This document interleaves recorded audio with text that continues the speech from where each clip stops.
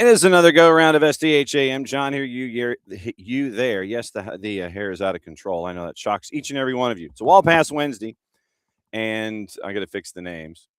Let's see here. So, can we do it this way? Edit name and title. There we go.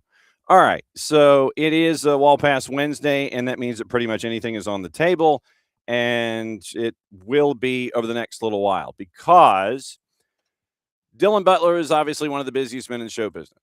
So Dylan, with everything going on with spring break, is trying to navigate all of that and try and also figure out, okay, can I come and visit Nelson this morning, as he traditionally does on a Wednesday? And so Dylan is kind of hopefully available in his normal time slot, but if he is not, then we kind of have the show structured, at least in the opening segments, in the opening 90 minutes anyway, where Dylan can drop by and he can talk about anything going on in CONCACAF. And he was on the desk last night for the Triple C, and it was an opportunity for him to see Nashville and their goalless draw, and morning Ricky, morning David, and an opportunity for him to see LAFC take care of business, BIDNESS, late night against Cruz Azul. We have highlights of both matches, and we will rock those here in the first hour plus this morning. We've also got posts from BJ Callahan after what happened last night, so we will hear from him, and we will we got the highlights from last night anyway. Okay, so this is definitely an opening kickoff kind of a thing. So look at this. All right, so full disclosure, and I'm going to unplug the headset here for a second. This is what happens when you try to pack things when you're leaving Johnson Gainesville after calling a match last night. So for those watching on the video side, you see how things are kind of tangled. Hang on just a second. Let me see. I'm going to unplug the headset here so I can actually have a line of things that I can hear this morning. So hang on just a second. Nothing personal.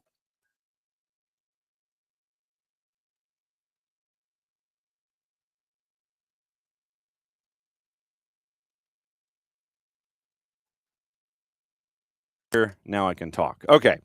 All right. That wasn't too bad. All right. So,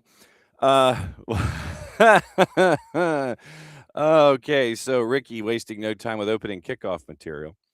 What did I think of the Braves Angels fight last night? So, for those that may not know, I am a child of the 714 area code. I was born in right on the LA County, Orange County line. And I grew up hating the Dodgers. I did not like the Lakers. I didn't like the Rams. And I liked the first hockey team that came into town, and the second one I have a bit of an acronym for, or just a nickname that you can't really say on this program. Otherwise, you earn the E rating, and it gets posted. So, yeah, I was born in Southern California, and this is definitely opening kickoff, brought to us by our friends at Black Pitch Coffee and blackpitchcoffee.com, even though this is not one of the most important stories of the day. This is how we're going to start our morning. Black Pitch Coffee, part of the SDH community, showing up at events all over Atlanta. Try their home blend made with beans from Brazil and Guatemala. Heavy body, notes of walnut and semi-sweet chocolate, and a rich world-class finish. Opening kickoff, powered by Black Pitch Coffee and blackpitchcoffee.com. So I get home, and I'm kind of unwinding after the match last night that we had. It was a 1-0 win for Johnson Gainesville over Westminster here during spring break week. And yes, we will have a Red Clay Wednesday at noon. We're going to catch up with Scott New, the head coach at Carrollton, and Christy Verspril, the girls head coach at Long County. That's going to be a part of the hour at noon.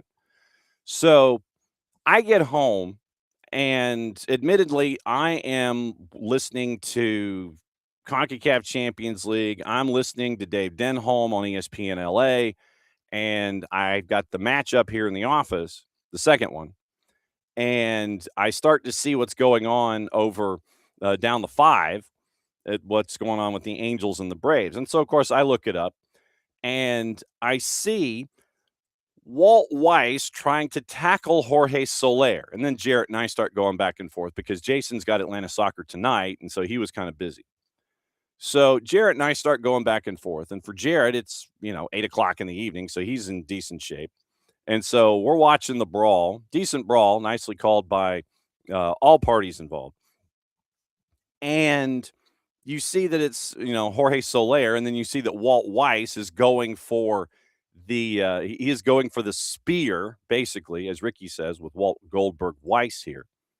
And you see that Walt Weiss is trying to keep Jorge Soler from attacking any other players. And you look at the Braves call, and Brandon Godin was he was running through what happened, and they finally got the center field shot up where they're rolling that tape, and you see Soler kind of staring at the Braves pitcher. Braves pitcher has the ball, and he's kind of wandering around the mound a little bit. And then he gets to the top of the mound, and he just kind of sees Soler. Soler walks a couple of steps forward. Braves pitcher walks a couple steps forward, and it's on like Donkey Kong. And nice 2.5-minute brawl. I give both teams credit. The mere fact that it was Jorge Soler, the irony was not lost on me there. And Jarrett and I were going back and forth about that particular individual. And basically, we both gave Jorge Soler a pass.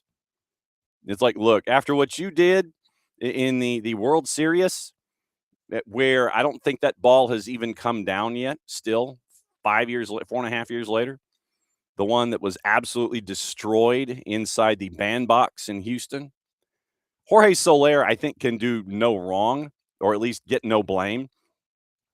So as an Angels fan, I was okay. It's like, look, the fact that they picked up Jorge Soler, I was happy about. Because God knows at some point this season, Mike Trout's going to be injured. They're going to need somebody to be a full-time DH. Yeah, as you can tell, my optimism toward the club that I have been a fan of for decades, and the inherent frustration therein is always going to be there. And anytime that Jarrett during baseball season wants to get in a good needle, all he has to do is mention my ownership group and how they double clutched on a sale. And so I'm fed up with it. So stuck with my owners, stuck with traditional pitching. It's like, look, we have all the offense in the world. It was like the one year when we went to the World Series and went up against San Francisco, and you had the one game in Anaheim that I attended, and you had Troy Gloss and Barry Bonds going at it, and I think it was, a 13-11 final, and Troy Percival ended up getting a save. Those kinds of games I'm anticipating when it comes to the Los Angeles Angels of Anaheim down the 5 freeway in Orange County that are in the state of California, but you can't call them LA anymore. Like, just call them the Angels, California Angels, and get it over with. Represent the whole state, even though, people in Sacramento might actually like it because of how much they hate the owner of the Oakland franchise. So, yeah, John Fisher, you can get the A's fans from Sacramento. You can get them to pay attention more to the River Cats than you could the Angels. So, the brawl, I was fine. I mean, they happen. The fact that it was Soler gets an excused absence for me.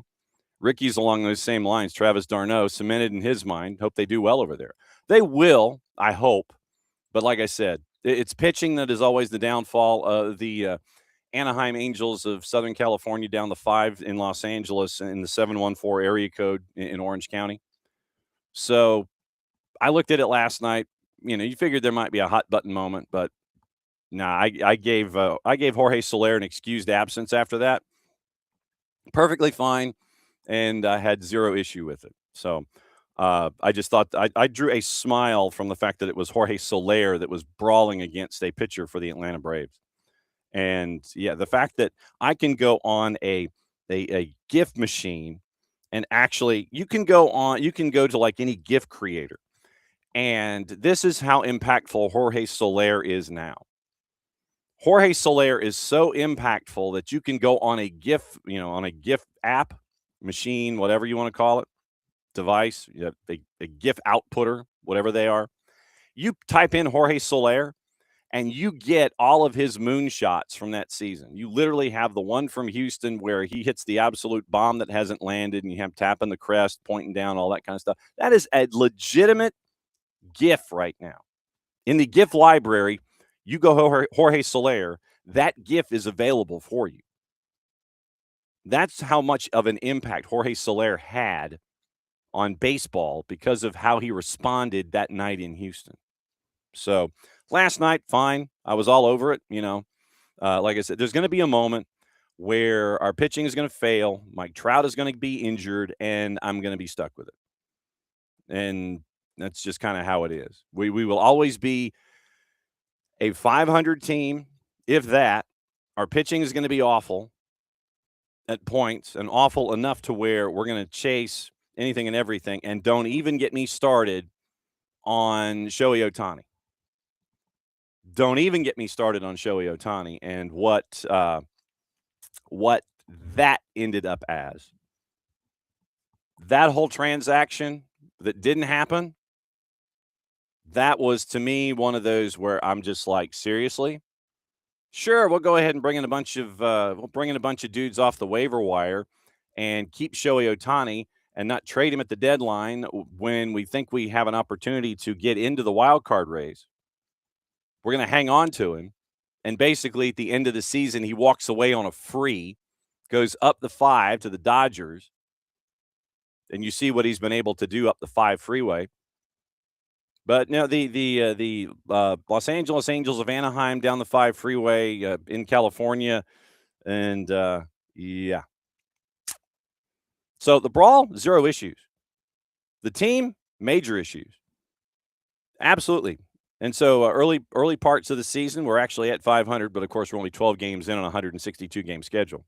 So 6-6, my Angels are 6-6, half game behind Texas in the AL West. And you look at the AL West, and team number 5 is just the Athletics. They apparently broke out the Sacramento uniforms the other day, and those went over well. That went over like a piece of interstate that is under construction that they've carved the top level off of, and the motorcycle guys are sitting there and they're looking at the sign going groove pavement and going, okay, great, cool. So, yes, the Angels 6-6 got into a brawl last night, and Jorge Soler was the main point. Braves right now at 7-5, and they are in Los Angeles for that one. And I am absolutely still beyond angry that you can't pick up a Nick Adenhart jersey or a Tyler Skaggs jersey through MLB.com. I could probably order one bootleg, but that doesn't get the point across. So thank you, MLB Shop. Anyway, so brawl, fine with it. Last night, Braves win over the Los Angeles Angels of wherever you are in Southern California, and it's going to be more of that tonight out on the West Coast. So maybe we'll have another brawl. Who knows? All right, so that was opening kickoff. Brought to us by our friends at Black Pitch Coffee and blackpitchcoffee.com. Starting your day with the most important stories in the game. Right way to start your morning. Blackpitchcoffee.com, or Black Pitch Coffee, part of the SDH community, showing up at events all over Atlanta. Try their home blend made with beans from Brazil and Guatemala, heavy body, notes of walnut, semi-sweet chocolate, and a rich world-class finish. I'll have to take your word for it since I'm not a coffee person. Opening kickoff powered by our friends at Black Pitch Coffee and blackpitchcoffee.com.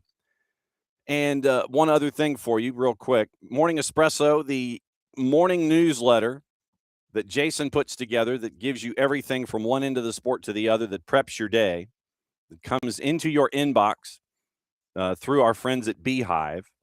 2 E's, 2 I's, no E at the end. BEEHIIV.com, soccerdownhere.beehive.com. It goes out every morning, free. It's exactly what Atlanta soccer fans need to start their day. Easiest way, instead of going to Beehive, just go to soccerdownhere.net, and you can subscribe. You'll have it in your inbox starting tomorrow morning. Gives everything that you need to know about what happened last night, about what's going to happen today, about the stuff that you missed. And Jason puts it all together for you, and it comes out before SDH AM. So you have literally morning espresso in your inbox. You can read it while you're sipping your morning beverage, having your morning meal.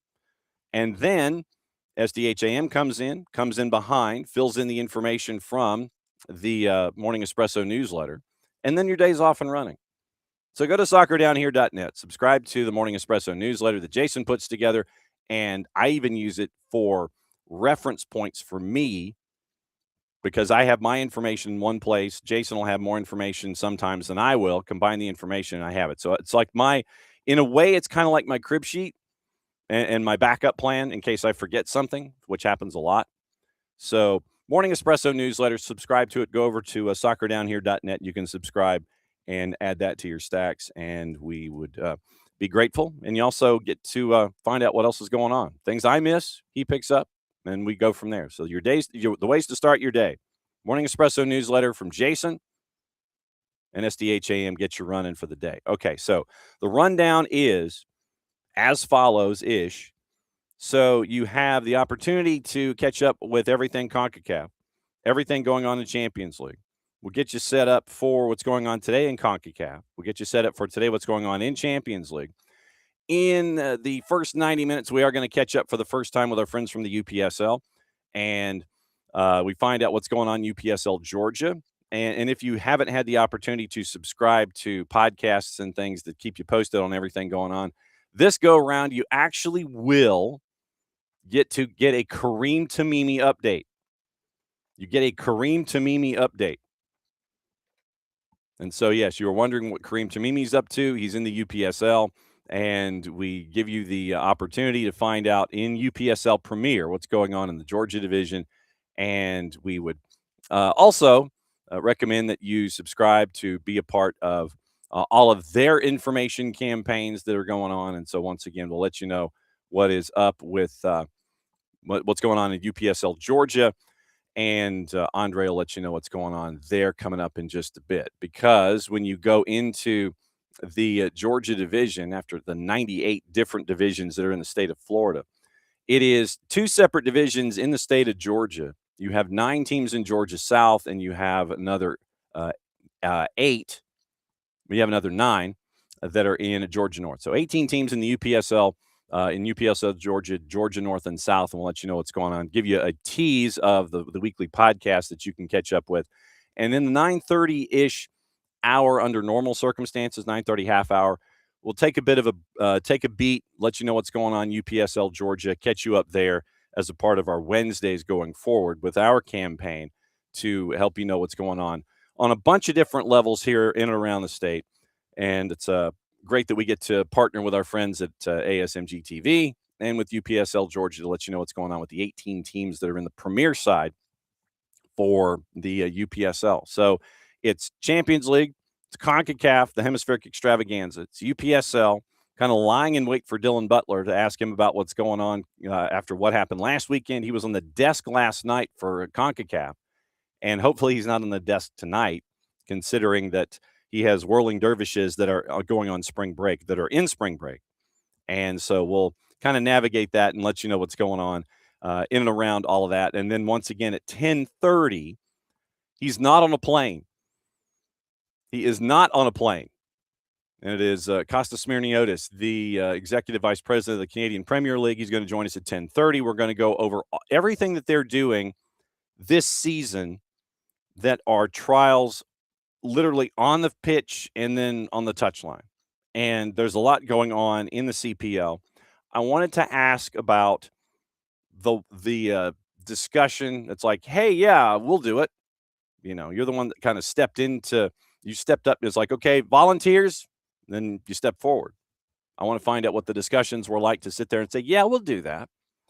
And it's not just about the Wenger rule that is being instituted and trialed this year in the CPL. That's not the only thing that's going on. They have the video assist, football video support. You know, you might have seen in the under 18s, I want to say. Marko Mitrovic, he had the opportunity in an international tournament last year to brandish a red card of his own, but basically it's two-sided. It's not like a red card. It's like a cream-sided and red, and so you got to sit there. Basically, it's a challenge flag. And so they are instituting for this season also football video support, and I want to find out about the rationale and all of this, why you wanted to do that. Then you have a couple of other things having to do with match flow. Involving IFAB's rules back in February, CPL's implementing this. And this is stuff that we've seen in MLS Next Pro also. So the IFAB is now taking that, like, ooh, we like that. And so CPL is now doing this also. Throw-ins and goal kicks. Referee determines a throw-in or a goal kick is being deliberately delayed. You're going to have a 5-second countdown. And I'm guessing that the center ref is putting his hands well over his head, and he's going to do 5. And if you don't put the ball in play in that 5 seconds, it's going to be either a throw-in or it's going to be a corner, depending on the action that has caused it. So it's going to be a throw-in being awarded to the opposite team, or it's going to be a corner for a delayed goal kick. So you've got that. It's a part of it. Substitutions, once again, 10 seconds. We know this from MLS Next Pro. And then if it's not, if you're not in and out in 10 seconds, then you get that 1-minute man advantage. And then off-field treatment and assessments. Once again, player receives an on-field assessment or an injury, causes play to be stopped. You've got to leave the field, and I think it was a 10-second count to get up and or go. And then if you don't leave, then once again, it's a 1-minute power play, basically. So I wanted to get into those things with Mr. Smyrniotis this morning with the EVP, and all I can think of is Matt, and it's Matt Jackson from AEW when I mentioned that. But, yeah, so at 10:30, Canadian Premier League, EVP Costa Smyrniotis is going to join us, and he's going to break down all of the trials and rules that are being implemented and instituted that we've seen in MLS Next Pro. MLS Next Pro sent him to IFAB. IFAB was like, yeah, okay, cool, we'll do that. And so now they're in the Canadian Premier League. So you now have 2 leagues here in this hemisphere in a circular manner, one taking after the other after an IFAB discussion. So I wanted to get into the behind the scenes of all of that and find out what's going on with the Canadian Premier League and find out how it went, because they did have their first instance of FVS on the weekend, and you had a successful challenge there. And so, like I said, I just wanted to see why. And then I wanted to see, what the rationale was, what the response has been. Is everybody warm to it? Are they still trying to get adjusted to the rules of engagement when it comes to all of these things? What the common support has been like, what they anticipate from this, what they're looking for out of it. So EVP of the Canadian Premier League is going to join us at 10:30 to break down everything that went down with all of it. All right, so last night, let's work our way from Champions League. Let's do that first. So Champions League yesterday, it was, the 2 matches at 3 o'clock, and it was a very, very busy day for a couple of folks. You end up with 2 wins, both very tight. Arsenal knocking off Sporting, Kai Havertz getting the late goal for the victory there. And then you end up with Harry Kane and Bayern getting 2 goals on the board. And then it was an uphill battle for Real Madrid. 2 goals in 5 minutes of play, not 5 minutes of actual time, but goal in the 41st, Luis Diaz. It was 1-0 at the break. Harry Kane scores in the 46th. So you end up with 2 goals within 5 minutes of game state. And this was at the Bernabeu. Then Kylian Mbappe scores with 16 to go. And you're wondering, okay, is Real Madrid going to be coming, are they going to get the equalizer? They kept chasing it. They didn't get it. But it's a big win for Bayern on the road in this first leg. And so Vincent Kompany once again showing that he is not a man to be messed with. A lot of folks sit there and they were wanting, it's like, well, can Vincent Kompany coach here, and coach here? And the answer has been yes, yes, and yes at each step of the way. Either side of halftime, and you were kind of wondering in that final 16 minutes after the Mbappe goal, were they going to get an equalizer? And Manuel Neuer had 9 saves on the day for Bayern, age 40. 40 years old, and you're sitting there and you're going, yep, that's what the guy can do when he wants to dial it back. And he did it yesterday for Bayern. Vincent Kompany after the match, we could have scored more. They could have scored more. 39 shots when the first goal came 4 minutes before the break. You had Luis Diaz once again that it had taken that long. It was a great back and forth game yesterday involving those two sides. Vincent Kompany said he wanted his team to show no fear. They didn't do that. They showed absolutely no fear. And so they just went right at Real Madrid from the absolute beginning. And a lot of pressure. First shot came 43 seconds. Conrad Leimer could have scored. Elise could have 4 minutes later. Andre Lunin had a very, very busy day, tipping over a Joshua Kimmich shot from a corner. Harry Kane to Upamecano. And then that was a slam dunk opportunity that got missed. And then you have all of that going on. Neuer denies Mbappe, denies Vinicius. Bayern presses. Serge Gnabry could have given him the lead. Another shot inside the 6. And then Looney needed to come in with another stop. And so, this whole back and forth, it was a great matchup. 24 goal attempts, both teams on the day. Possession about 50-50, but once again, looking at possession in and of itself is not really something to keep an eye on. So 11 opportunities in the matchup for Real Madrid. 13 for Bayern Munich, 7 on target, 9 on target for Real Madrid, 11 corners compared to 8, 23 fouls, fairly even. Yellows to Neuer, Ta, and Luis Diaz on one side, and then adding Jamal Musiala after he came in with 20 to go. Then Tchouaméni gets a yellow, so you've got 4 players with yellows for Bayern. Ask them if they care, and so Bayern ends up with the result 2-1. In one of the 3 o'clockers. And then you end up with Kai Havertz getting the late victory for Arsenal once again, 90 plus 12 seconds. So Sporting had hung on at the Estadio Jose Alvalade. They hung on for 90 minutes. They needed to hang on for more than 90 minutes. So at 90 plus 12 seconds, Kai Havertz ends up getting the Duke there, giving them the big advantage heading back home. 59% to 41% in possession. Starting lineup: Raya, White, Saliba, Gabriel, Calafiori, Odegaard, Zubamendi, Declan Rice, Noni Madueke, Gyökeres, and Trossard. 4 goal attempts, all 4 of them on target. For Sporting, who only had 41% possession, and we can get a better answer on Sporting and their DNA tomorrow when our buddy Nino Torres wanders in. 41% possession, 6 off target, 5 on target. 20 fouls, 11 to Sporting. Starting lineup was Rui Silva, Fresneda, Diamande, Ignacio, Arujo, Morita, who got a yellow, Simoes, Catamo, Trincao, Gonçalves, and Luis Suarez. No, not that Luis Suarez.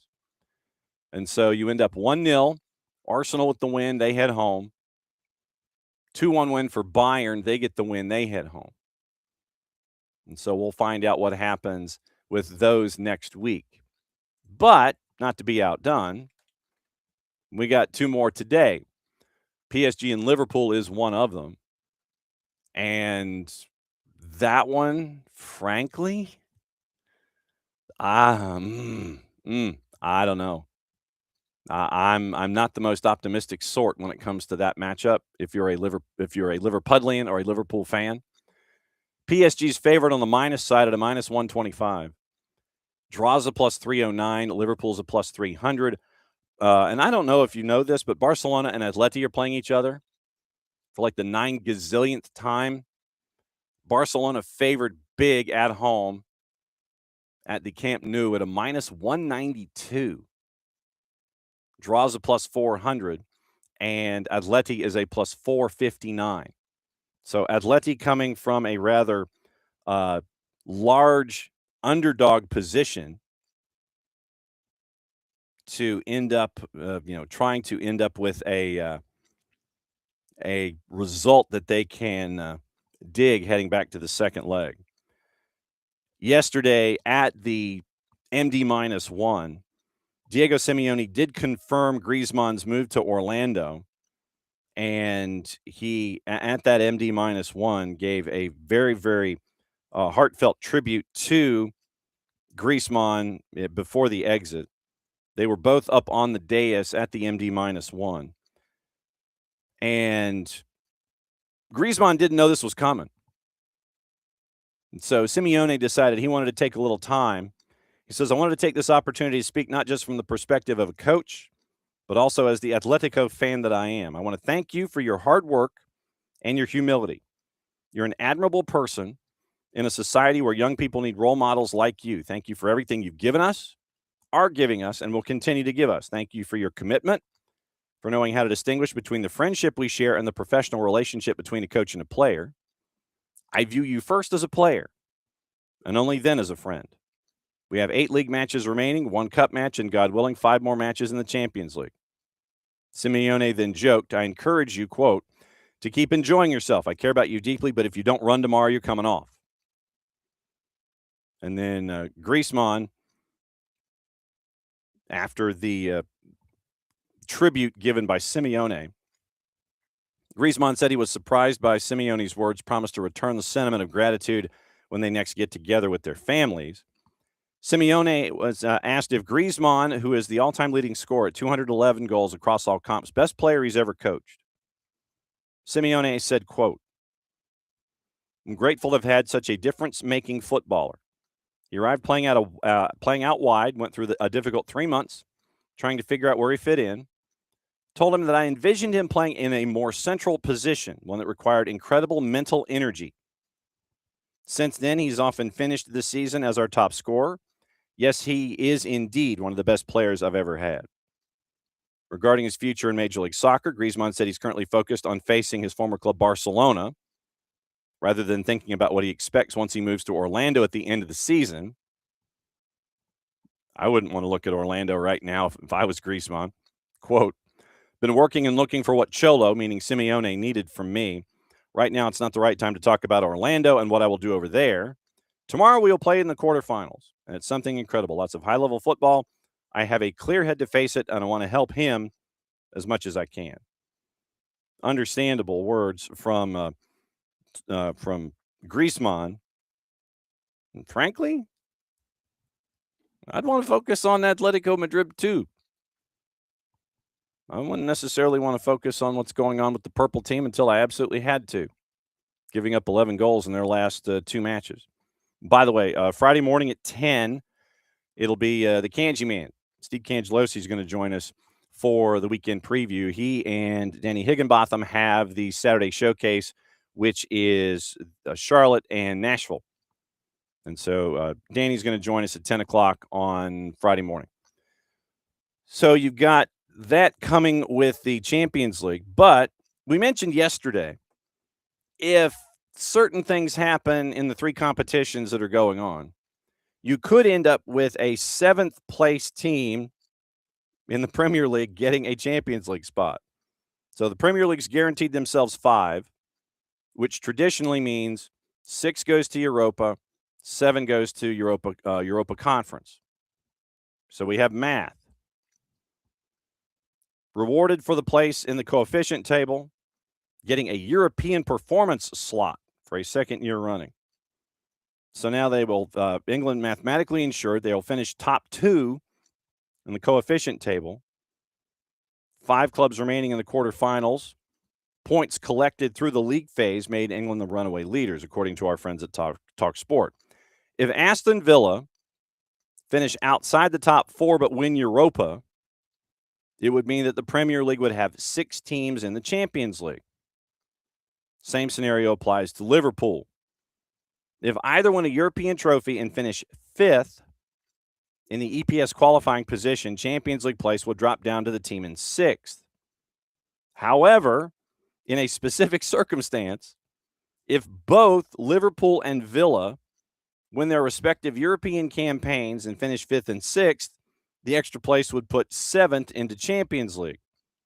Forest are in the quarterfinals of Europa, and if they win, they could qualify for Champions League despite not yet securing their top flight status next year.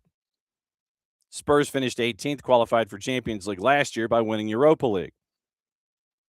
Igor Jesus for Forest said yesterday, getting to the final and winning Europa would be a dream come true, especially as the top scorer. Porto have a great team, and he said some complimentary things there. So in that scenario, It would also create a 6th team in the top European competition from England, same way that Spurs qualified last year. Bundesliga could still mount a late charge after Bayern's win over Real Madrid. Spain remains second favorites to claim an EPS spot ahead of Germany and Portugal. And so the race to 5th, right now, Liverpool at 49, Chelsea at 48, Brentford and Everton both at 46, better goal difference to Brentford by 2 goals. Fulham at 44, Brighton at 43, Sunderland at 43, worst goal difference, Newcastle 42, Bournemouth 42. So literally from 5th to 13th, you've got 9 teams separated by 7 points with 7 matches to go. And we talked on SOT on Monday night about how kooky it could get down the stretch. And yes, that was your most recent example of how kooky it could be.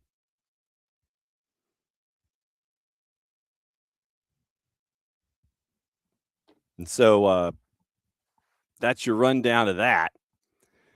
And you could have a lot more teams in the Premier League and showing up in Europa, Champions League, and Conference League. That could happen. So speaking of same, in Europe, we still have other stuff going on with Europa League and Conference League. Today, there is one matchup in Europa League. Braga favored at home against Betis. Braga, and this is at 12:45. Braga is a plus 150. Betis a plus 190. Draws a plus 225. You have 3 other games tomorrow. We'll catch up with them more in depth tomorrow. Bologna dog at home to Villa. Freiburg favored at home to Celta de Vigo. Porto favored at home to Nottingham Forest. Then Conference League. They're in the round of 8 there as well, and that's tomorrow. Rayo Vallecano favored at home against AEK Athens. Shakhtar and AZ Alkmaar they have as a dead flat, just a dead flat one, plus 163 in the composite. So literally, what you have when I give the juice boxes, you have numbers that are given by multiple juice box purveyors. They take an average, so you end up with an aggregate number. The juice box purveyors in their aggregate number of Shakhtar and AZ Alkmaar have still come up with the same thing. Dead heat, but a plus 163 either side, draws a plus 229. We'll see if that changes. Happy to be here, FC, otherwise known as Crystal Palace. Big favorite at home against Fiorentina, and Mainz, even money plus 100 hosting Strasbourg. And we'll keep an eye on those for tomorrow. So we keep an eye on those. And you'll probably have your Golasso show and things like that. But when we get there, we'll get there. So that's your activity in Champions League, what to keep an eye on going forward, all the things. Now, CONCACAF yesterday.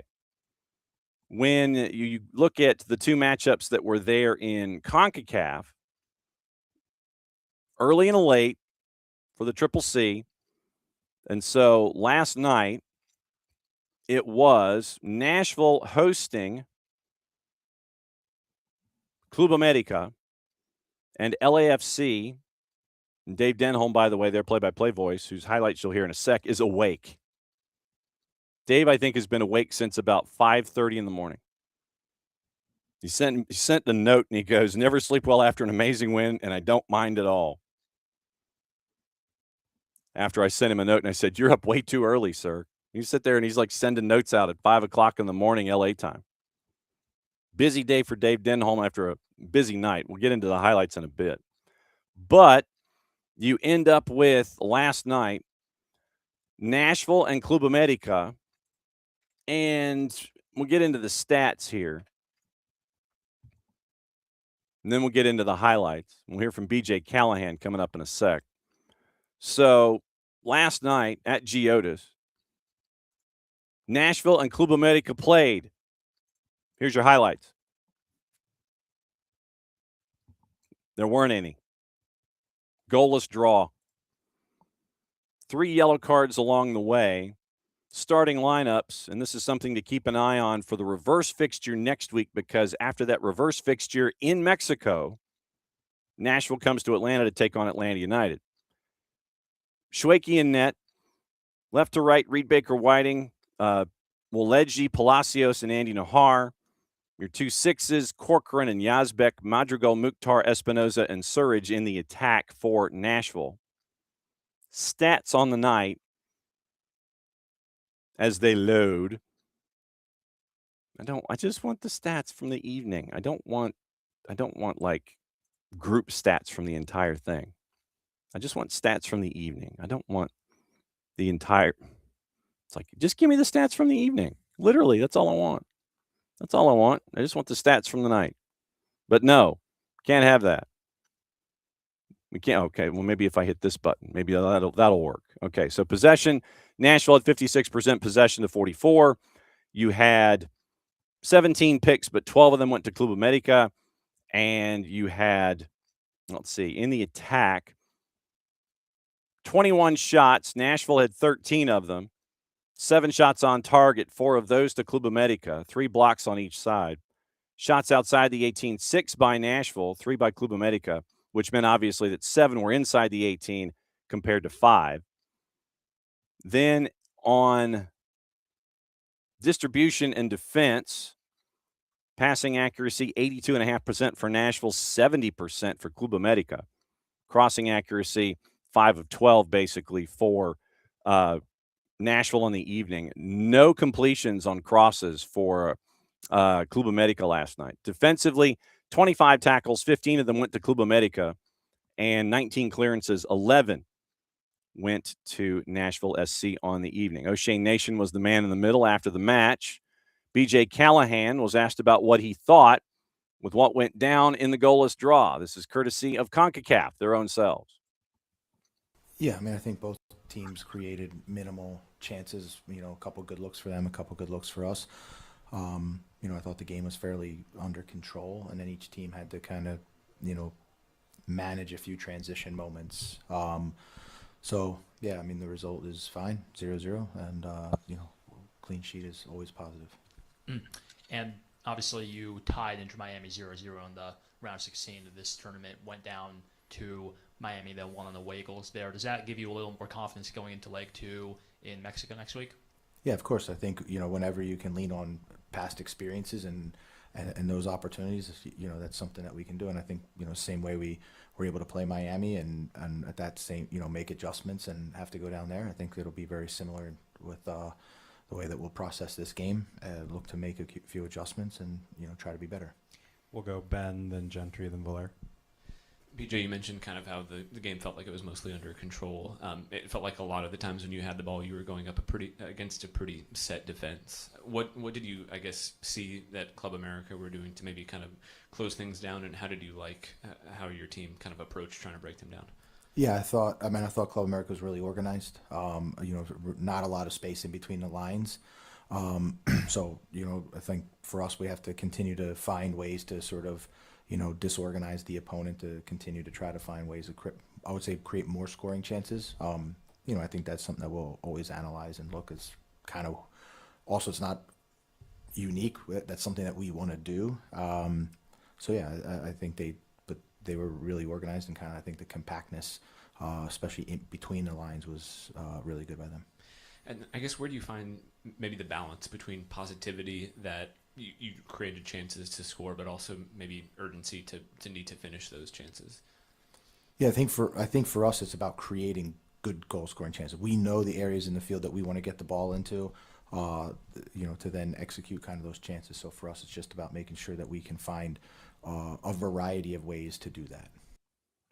BJ Callahan, after the match last night, goalless draw, as they head to Club America. They go to Liga MX hostile territory next week, and they will have a little bit of work to do to try and get out of the quarterfinals in the CONCACAF Hemispheric Extravaganza.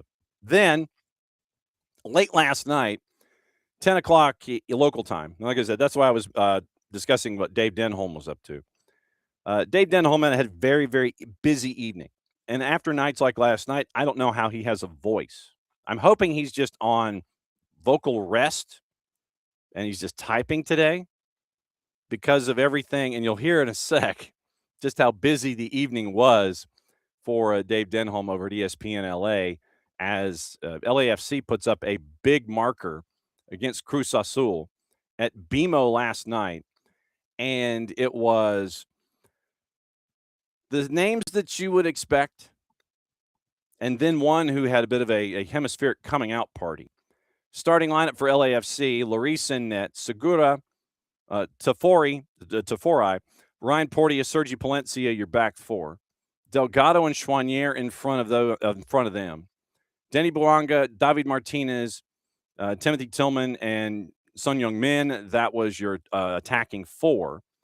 Stats on the night for this particular go-round. And for LA, it was a couple of goals in the first half, and it was pretty much – it was over at that point, but you end up getting the third one to cement what was going on.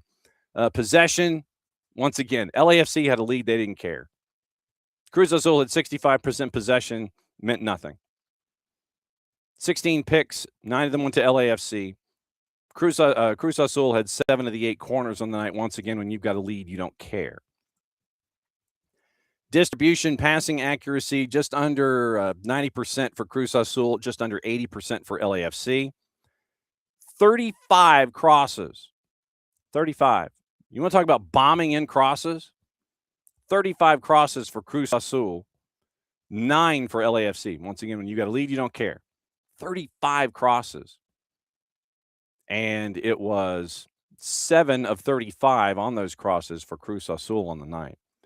In the attack, once again, 15 shots Cruz Azul compared to 8. 3 of those shots went in for LAFC. 5 shots on target, which meant 2 saves. 5 shots on target both sides.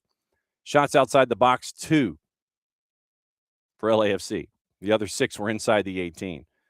9 shots outside the 18, and then 6 inside the 18 for Cruz Azul. Defense, 20 tackles for LAFC. They had 4 more tackles with a lead to preserve said lead than Cruz Azul did. 38 clearances for LAFC on 35 crosses. That'll do it. When you're 7 of 35, that's 28 of your 38 right there. 38 crosses clear, or 38 clears for LAFC compared to 10 for Cruz Azul. 23 fouls on the night, 13 for Cruz Azul, and then 4 yellows, 3 of them to Cruz Azul on the night. So you end up with goals on the board, but it took a while. Take you to the 30th minute for goal number 1. Matthew Chouanier pairs up with Son Heung-min. 1-0 LAFC. Here's Denholm with the call on ESPN LA, courtesy of them and CONCACAF. Puts it on the ground at second touch. Martinez's first touch kind of eludes him, and he almost runs into trouble there. Tillman has to clean it up. Oh, and it might work out as Chouanier takes off down the line. Chouanier has players in the middle. Cross towards Son. Shot it in! LAFC on the counterattack have sprung it against Cruz Azul, and Son Heung-min with a goal! Oh, on the counterattack, lightning quick for the black and gold. And they lead 1-0. Son, second of the competition. Great ball by Timothy Tillman to lead Chouanier, who had beaten the defense. And Matthew Chouanier's pass into the middle was brilliant to the diving Son on the ground. And he got there before Kevin Meir could cut off the ball. And Son just buries it. From 7 yards out, Son Heung-min. What a goal there from the South Korean captain. And he gives LAFC the 1-0 lead. And yes, I did take it from the halftime show. That's why they have the groovy music underneath. Because I started, I was rolling on the match. But yes, it was faster for edit's sake to just see if they could compile it at the halftime show, and they did. So 1-0 at that point. And then you end up with another goal, handful of minutes later, 9 minutes later to be perfectly honest. And it's an opportunity once again, Matthew Chouanier, who Jason absolutely loves. From his time in Europe, when Chouanier, and also from Montreal, but when he was available in Europe, I think it was from Grasshopper, Jason had a lot of positive things to say about Matthew Chouanier. LAFC fans have had a lot of positive things to say about Matthew Chouanier. 2-0, 39th minute, first goal on the night for David Martinez. Trust me, it's here. At ESPN LA and CONCACAF, by the way. Plays it in the middle, Chouanier. Good turn by Matthew. Get some space. He's going to send it down this right wing, looking for David Martinez to try to outrun the defender. David gets there first. David into the area, still on the ball. David shot and in! Martinez has done it! Oh, what a goal from David Martinez! The crowd goes crazy at BMO Stadium. Martinez has done it again. La Joya de Venezuela. Oh, David, you magical player, you. 2-0, LAFC. Oh, what a goal from David Martinez. Denis Bouanga with the defensive work deep in his own defensive half. Got it to Chouanier, who made a brilliant turn and sent Martinez on a run with a long ball, and David did the rest around Eric Lira, and Lira will have nightmares of this goal. Mir came out. David slipped it through on the shot through Kevin Mir and in. 2-0 at that point, 2-0 at the break, and it was more the same second half. So you end up with literally a goal in the 30th, a goal in the 39th, so 2 goals 9 minutes apart, and Cruz Azul at that point, they are trying to find anything that can be registered as positive offensively. Hadn't found it. And then you end up with David Martinez getting a brace, 58th minute. And once again, courtesy of our friends at ESPN LA and CONCACAF, hang on to your ears for this one. Dave Denholm comes out of his shoes. A little bit more normal than others. Middle, shot it in! David kept it and scored! Oh my goodness! I can't believe what I just saw! I thought Martinez was going to feed Denis, and so did Cruz Azul to the peril! David Martinez with his second of the game, it's 3-0! David Martinez faked me and Cruz Azul out of our shorts! He has scored again, and he insulted Denis with a celebratory dance in the corner in front of the 32-52. LAFC 3, Cruz Azul 0. And it is looking like they are rolling. ROLLIN apostrophe. That is where they are right now. And if you look at, once again, you look at the bracket, and the left-hand side of the bracket, you get upper left and lower right. That's happening tonight. Winner of Nashville and Club America. Wow, and that's a late start. Oh, I think they might have officially. Oh, no, did they? I don't think they've fallen back yet. But a week from, so today's Wednesday, next Tuesday night, 11:30 Eastern, Nashville and Club America from Club America. And that one, winner of that series, takes on the winner of Tigres in Seattle. Tonight at 9 o'clock is leg one of that one. Then you have winner of Cruz Azul and LAFC, Toluca and LAG. That one is tonight. So you end up with Toluca and LAG. Toluca, massive favorite at the Estadio Nemesio Diaz, by the way. Minus 303. Galaxy, this one has expanded to where at 11 o'clock tonight, LAG goes into Toluca as a plus 800 underdog. Draw, by the way, is a plus 450. I'm intrigued as to how LAG comes out in this one. Literally from the absolute beginning, what their approach is if you're Greg Vanny. Going into a hostile environment like Toluca at a minus 303, draws plus 450, and you come into the building at a plus 800. Tigres, by the way, favored at home at a minus 147, taking on Seattle, who's a plus 400. Draws a plus 275, and at least it's the early game tomorrow, tonight, 9 o'clock. So 9 o'clock, Tigres in Seattle. 11 o'clock, Toluca hosting LAG. So that's what you're staring at with those in the CONCACAF rounds of 8. Bracket once again. Toluca, winner of Toluca and LAG, takes on the winner of Cruz Azul and LAFC. So you could have, in theory, an El Trafico, but LAG's got a lot of work to do. Left-hand side of the bracket. And then the right-hand side of the bracket, winner of Tigres and Seattle Sounders takes on the winner of Nashville and Club America. That's your round of 8 in CONCACAF. And once again, thanks to ESPN LA, Dave Denholm, who I hope is on radio silence today, and CONCACAF for the highlights. And thanks once again to CONCACAF for the sound from BJ Callahan after last night and the goalless draw there. So that is that's your rundown of everything that has gone on in CONCACAF. That's your rundown of everything that has gone on in what is going on in Champions League. That's the words I'm looking for. All right, so let's take you into what's going on in the UPSL really quick. And once again, Costa Smyrniotis, Canadian Premier League EVP, joining us bottom of the hour. We'll see if Dylan can join us.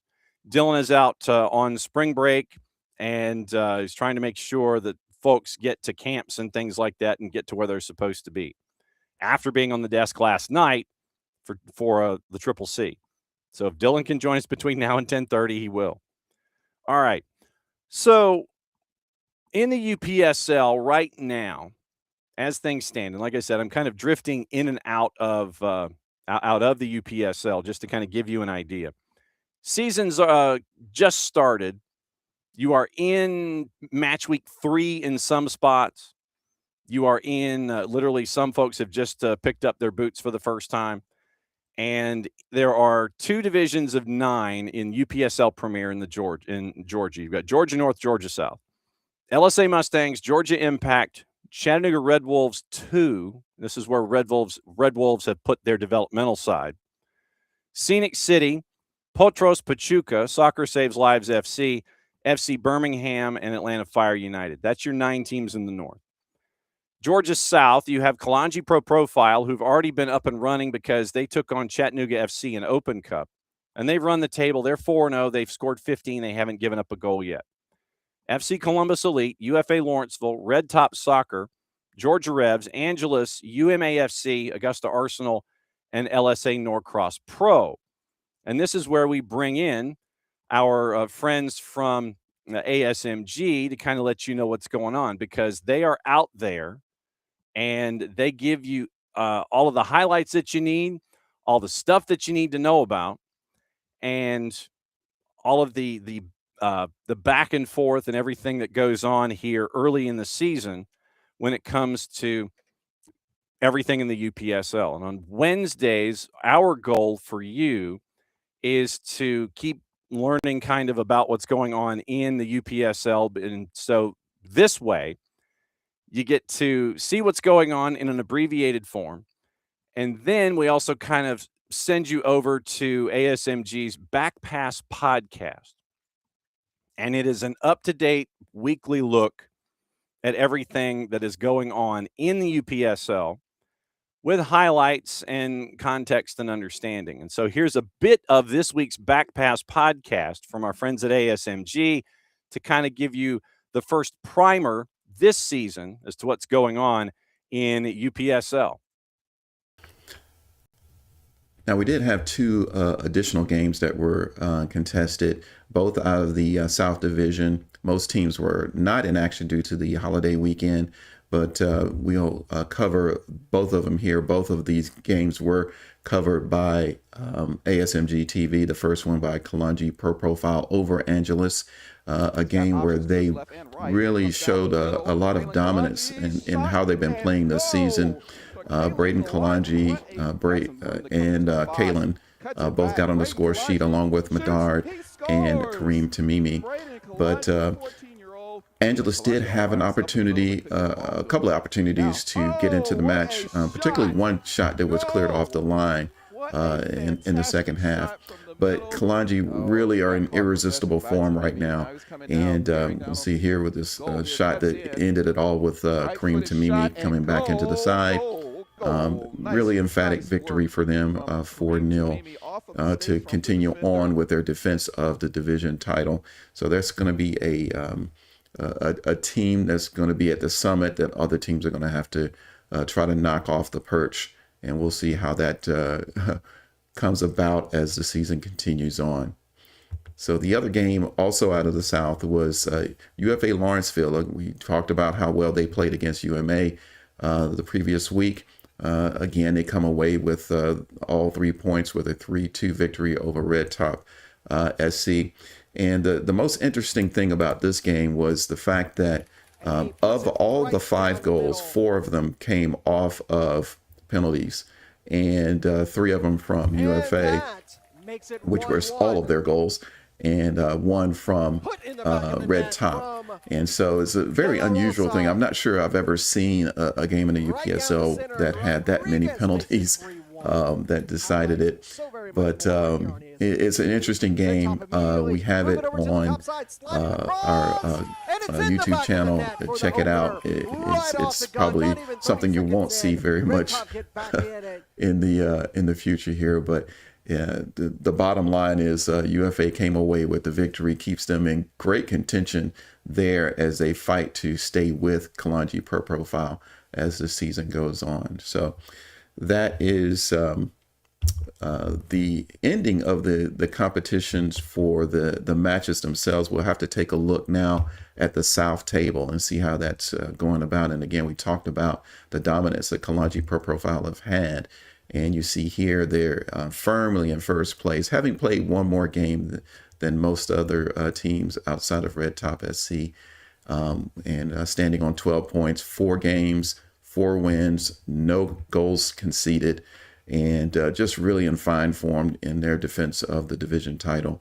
Right behind them is FC Columbus Elite, having played 1 less game, but staying in contention and touching distance along with UFA Lawrenceville, who have won 2 games in a row after a first round loss to start the season. Red Top is in and around there, holding on to a playoff place. As I said before, the top 4 in the division will qualify for the playoffs. And so you have Red Top not in a bad position, although they dropped a game this past week. They're still in contention, and Coach Fasahene is going to have a lot to work with in the coming weeks as he gets his team ready for the competition ahead. Georgia Revolution only played 2 games, but they did get their first victory this past week in round 3. So they're going to have to play a little bit of catch up as they make up games and try to get positive points going forward. And we talked about Angeles, strong team coming in from Division 1. I think their key is going to be survival right now. We'll have to see if there's any hope for them to maybe grab hold of one of those playoff places by the end of the season. But it's going to be tough with the competition that's ahead of them already on points. So UMA FC, again, I think a team that skipped the fall season, a Premier Division team that skipped. I think that right now, as they rebuild their team, they're going to have to look at survival. Lost heavily to UFA Lawrenceville, as we covered, but a lot of good coaching there. Coach Andrew does a great job down there, great academy support there. So I expect as they have some of their first line players return, they may get into the hunt for a playoff place as well. Augusta Arsenal and LSA Norcross bring up the rear there. Both are going to have to really work hard. I think for them too, the goal is going to be survival, and we'll have to see how that works out for them as the coming rounds come around, and we'll keep a close eye on those teams.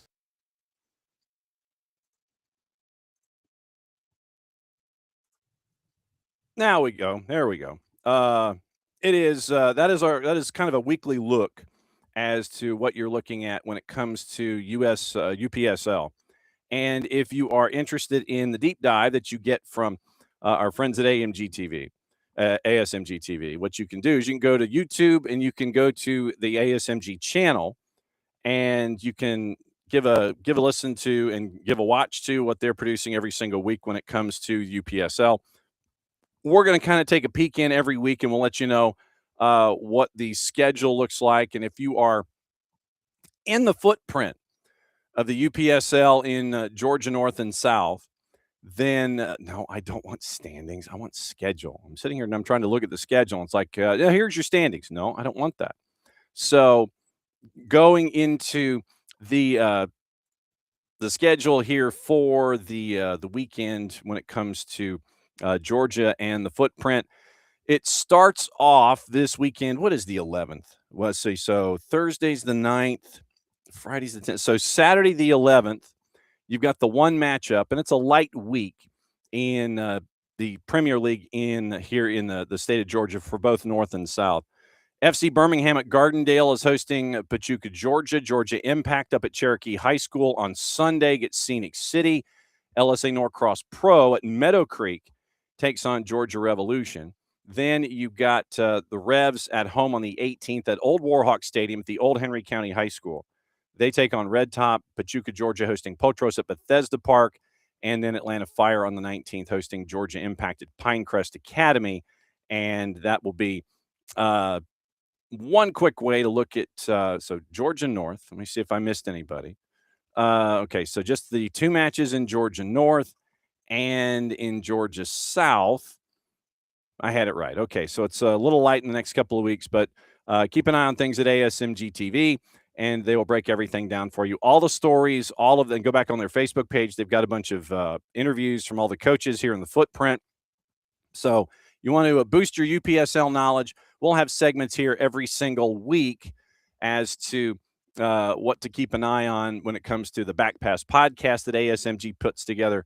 We'll have a segment for you here to kind of lead you toward the rest of the show and find out what's going on with the UPSL Georgia as we let you know what goes on here in and around the state, regardless of level. And it's always fun to get the stories of all of these programs here and give them out to you here on SDH AM. Now, yesterday, I meant to bring this up earlier in the show, but Disco came out and they had their words. They came out with their decisions from the previous weekend's activity. And so we had, let me see if I can find the particular, where's my disciplinary committee? Disciplinary summary. Let's see if it's here.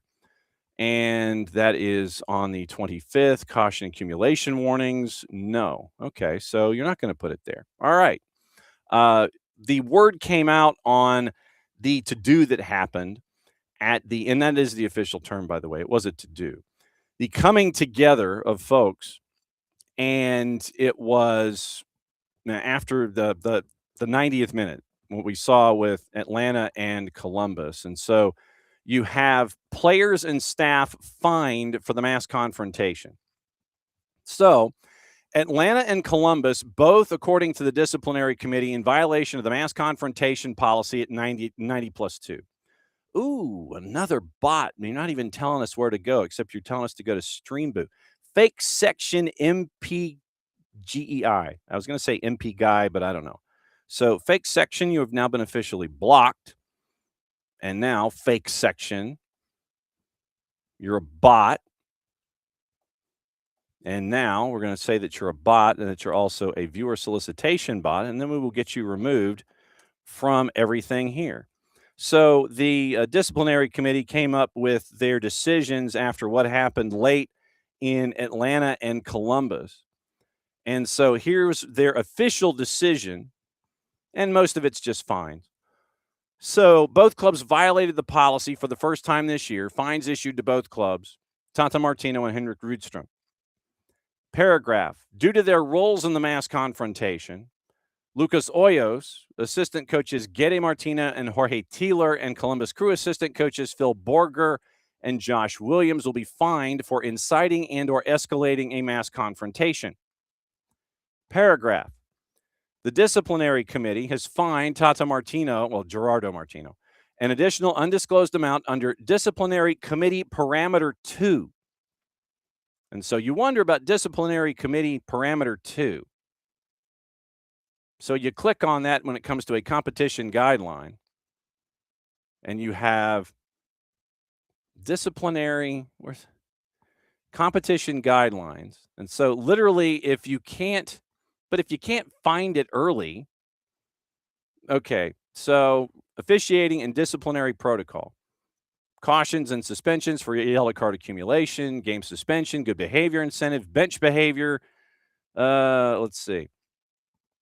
So, sliding down here, disciplinary committee or league office, to tell you what the disciplinary actions can be. I'm just confused. So disciplinary committee, parameter 2. Okay, and it's only halfway down the page. Parameter 2 says, quote, where the officials see an incident and issue or issued a red card, the committee will review the play for further disciplinary action. Supplemental discipline, suspension, and or fine will be administered if the committee believes, 1, the offense is egregious in nature, and or 2, it must act to protect player safety, and or 3, it must protect the integrity of the game, and or 4, the player is guilty of repeat behavior. So that is parameter 2. Incidents are subject to consideration of the official warning and official notice clause.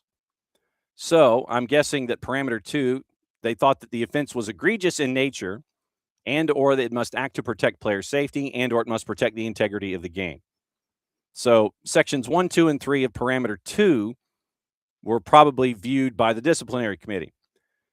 And because of that, Gerardo Martino was fined an additional undisclosed amount for irresponsible behavior in the 93rd plus minute of the match against Columbus. Martino will serve his red card suspension during Atlanta's match against Chicago on Saturday, April 11th.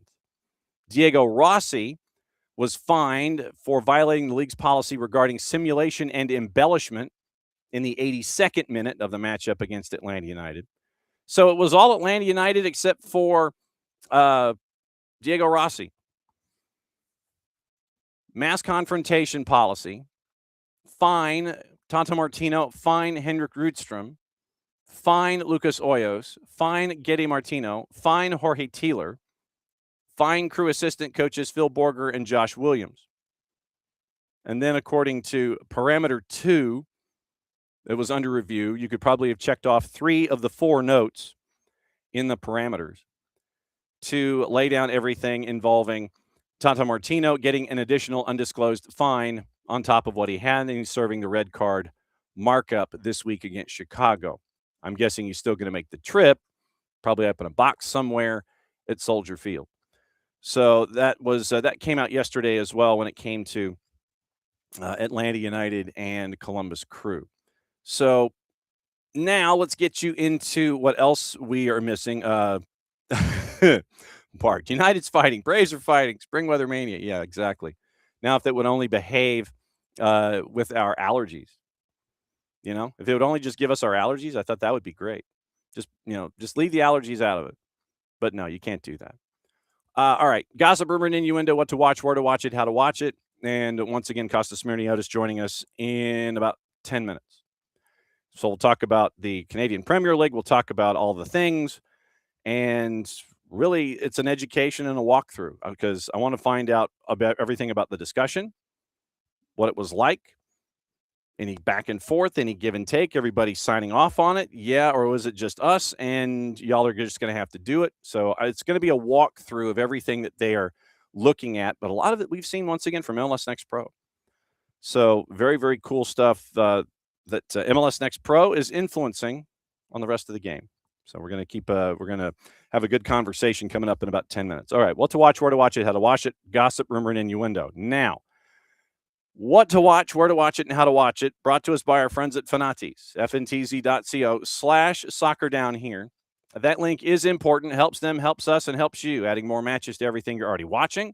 With Fanatis, you get BN Sports, home of AFCON, home of a lot more than that because you get all the BNs, which means you get AFCON, you get CAF, you get the AFCON Champions League, you get the Polish League, the French League, and the Turkish League, and you get attachments to Tigo Sports and to CATV. You also get Libertadores, Sudamericana. We've got to get into that, and we'll get into that toward the end of the show because that has started. If you've missed Howard Hamilton and his Copa Libertadores podcast, set your notifications because they're going to come out fast and furious, and Howard's coming up on a milestone, coming up on show 100. Soccer for USPOD is well on its way north of 100, heading to 150. During this cycle of the Libertadores, Howard Hamilton is going to hit 100 shows with us on the Copa Libertadores podcast. So very, very cool stuff there. Now, Soccer on the Tube today. BN, they got a lot. Turkish League at 1. Sudamericana at 6 and 8:30. Libertadores is at 10 o'clock. Once again, BN, BN Espanol, both of those. FS1 has the back end of the CONCACAF matchups from today. Toluca and LAGs at 11 o'clock. FS2 has Tigres in Seattle. They also have the league we don't talk about at 2 o'clock. BN en Español simulcasting, as we said. Fox Deportes, Honduran League at 9:30. 2 to NA has Champions League matchup at 3 with Barcelona and Atletico de Madrid. They've got the Europa League matchup at 12:45. And they've got the doubleheader in CONCACAF. Unimas simulcasting CONCACAF. Univision simulcasting Champions League. Fox ONE has the league we don't talk about. They've got the 2 Champions Cup matches, and they've also got the Honduran League at 9:30. Paramount Plus obviously has both of your Champions League matches and the Europa League match at 12:45. So it's a fairly light day when it comes to what to watch, where to watch it, and how to watch it. But it's all heavyweight stuff that we'll talk about tomorrow. Speaking of tomorrow, just to let you know, Max Anderson, play-by-play voice of Chicago Fire, is going to join us at 9:30 before the Power Hour of Nino and Nico at 10 and 10:30, and we'll get you all of the highlights from what happened today in the first half hour, and we'll let you know what else is going on. So Max Anderson, Nino, Nico tomorrow on Thursdays. We get you sprinting in toward the remainder of the week in Major League Soccer, and we mentioned that Steve Cangelosi is going to join us on Friday morning at 10 as he and Danny Higginbotham have Charlotte and Nashville. We're going to talk about that, and we'll talk about all of the things going on in the Kanji man's mind here, handful of matches into the season here in 2025. So I'm seeing if there are any headlines that I missed. Oh, Southampton dropped Wrexham 5-1 yesterday. So that means that Southampton is now in the top 6 and Wrexham is now out of the top 6 when it comes to promotion playoffs in the EFL Championship. Now, getting into transfers and stuff. It's the official term. Atalanta right back Marco Palestra, currently on loan at Cagliari, caught the eye of Liverpool and Barcelona. Chelsea's interested in Cologne forward Said Al-Mala. Now we expound. Liverpool and Barca lining up a move to sign Atalanta and Italy international right back Marco Palestra, currently on loan to Cagliari. Team Talk reporting both clubs are among multiple teams in Europe, keeping a close eye on the 21-year-old. Arsenal, United, and Chelsea having tracked. Palestra could be available this summer for an offer in the region of €45 million. Liverpool, in particular, exploring the market to bring in a more defensive right back.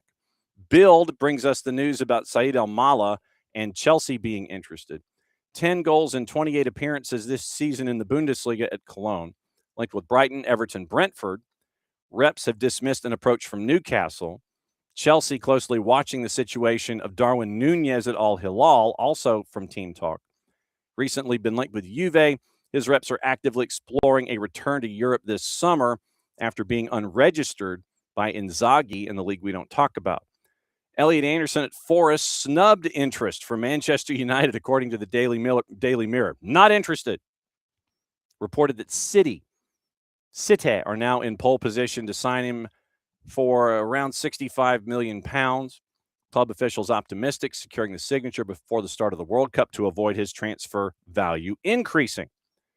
City's backup goalkeeper James Trafford attracting interest from Spurs, according to the 3-letter paper. Spurs reported to be monitoring his situation at the Etihad. He is seen as the second choice behind Donnarumma this year, seen as the ideal replacement for Inter Milan-linked Guglielmo Vicario, but Newcastle and Villa could emerge as suitors if he becomes available. Juve weighing up a move for Alisson, according to Calcio Mercato. Spalletti has identified him as an ideal potential replacement for Michele Di Gregorio, having previously coached him during his time at Roma. Bianconeri reportedly optimistic of being able to match the €8 million per season salary, but could negotiate to lower the €20 million valuation. Other rumors. Stuttgart midfielder Angelo Stiller remains on the radar of the Premier League. United, one of those, open to paying the €40 million release clause, according to Florian Plettenberg at Sky Germany. Al Ittihad winger Moussa Diaby keen on a switch to Internazionale. Juve considering a move for Al Ahly midfielder Kessie.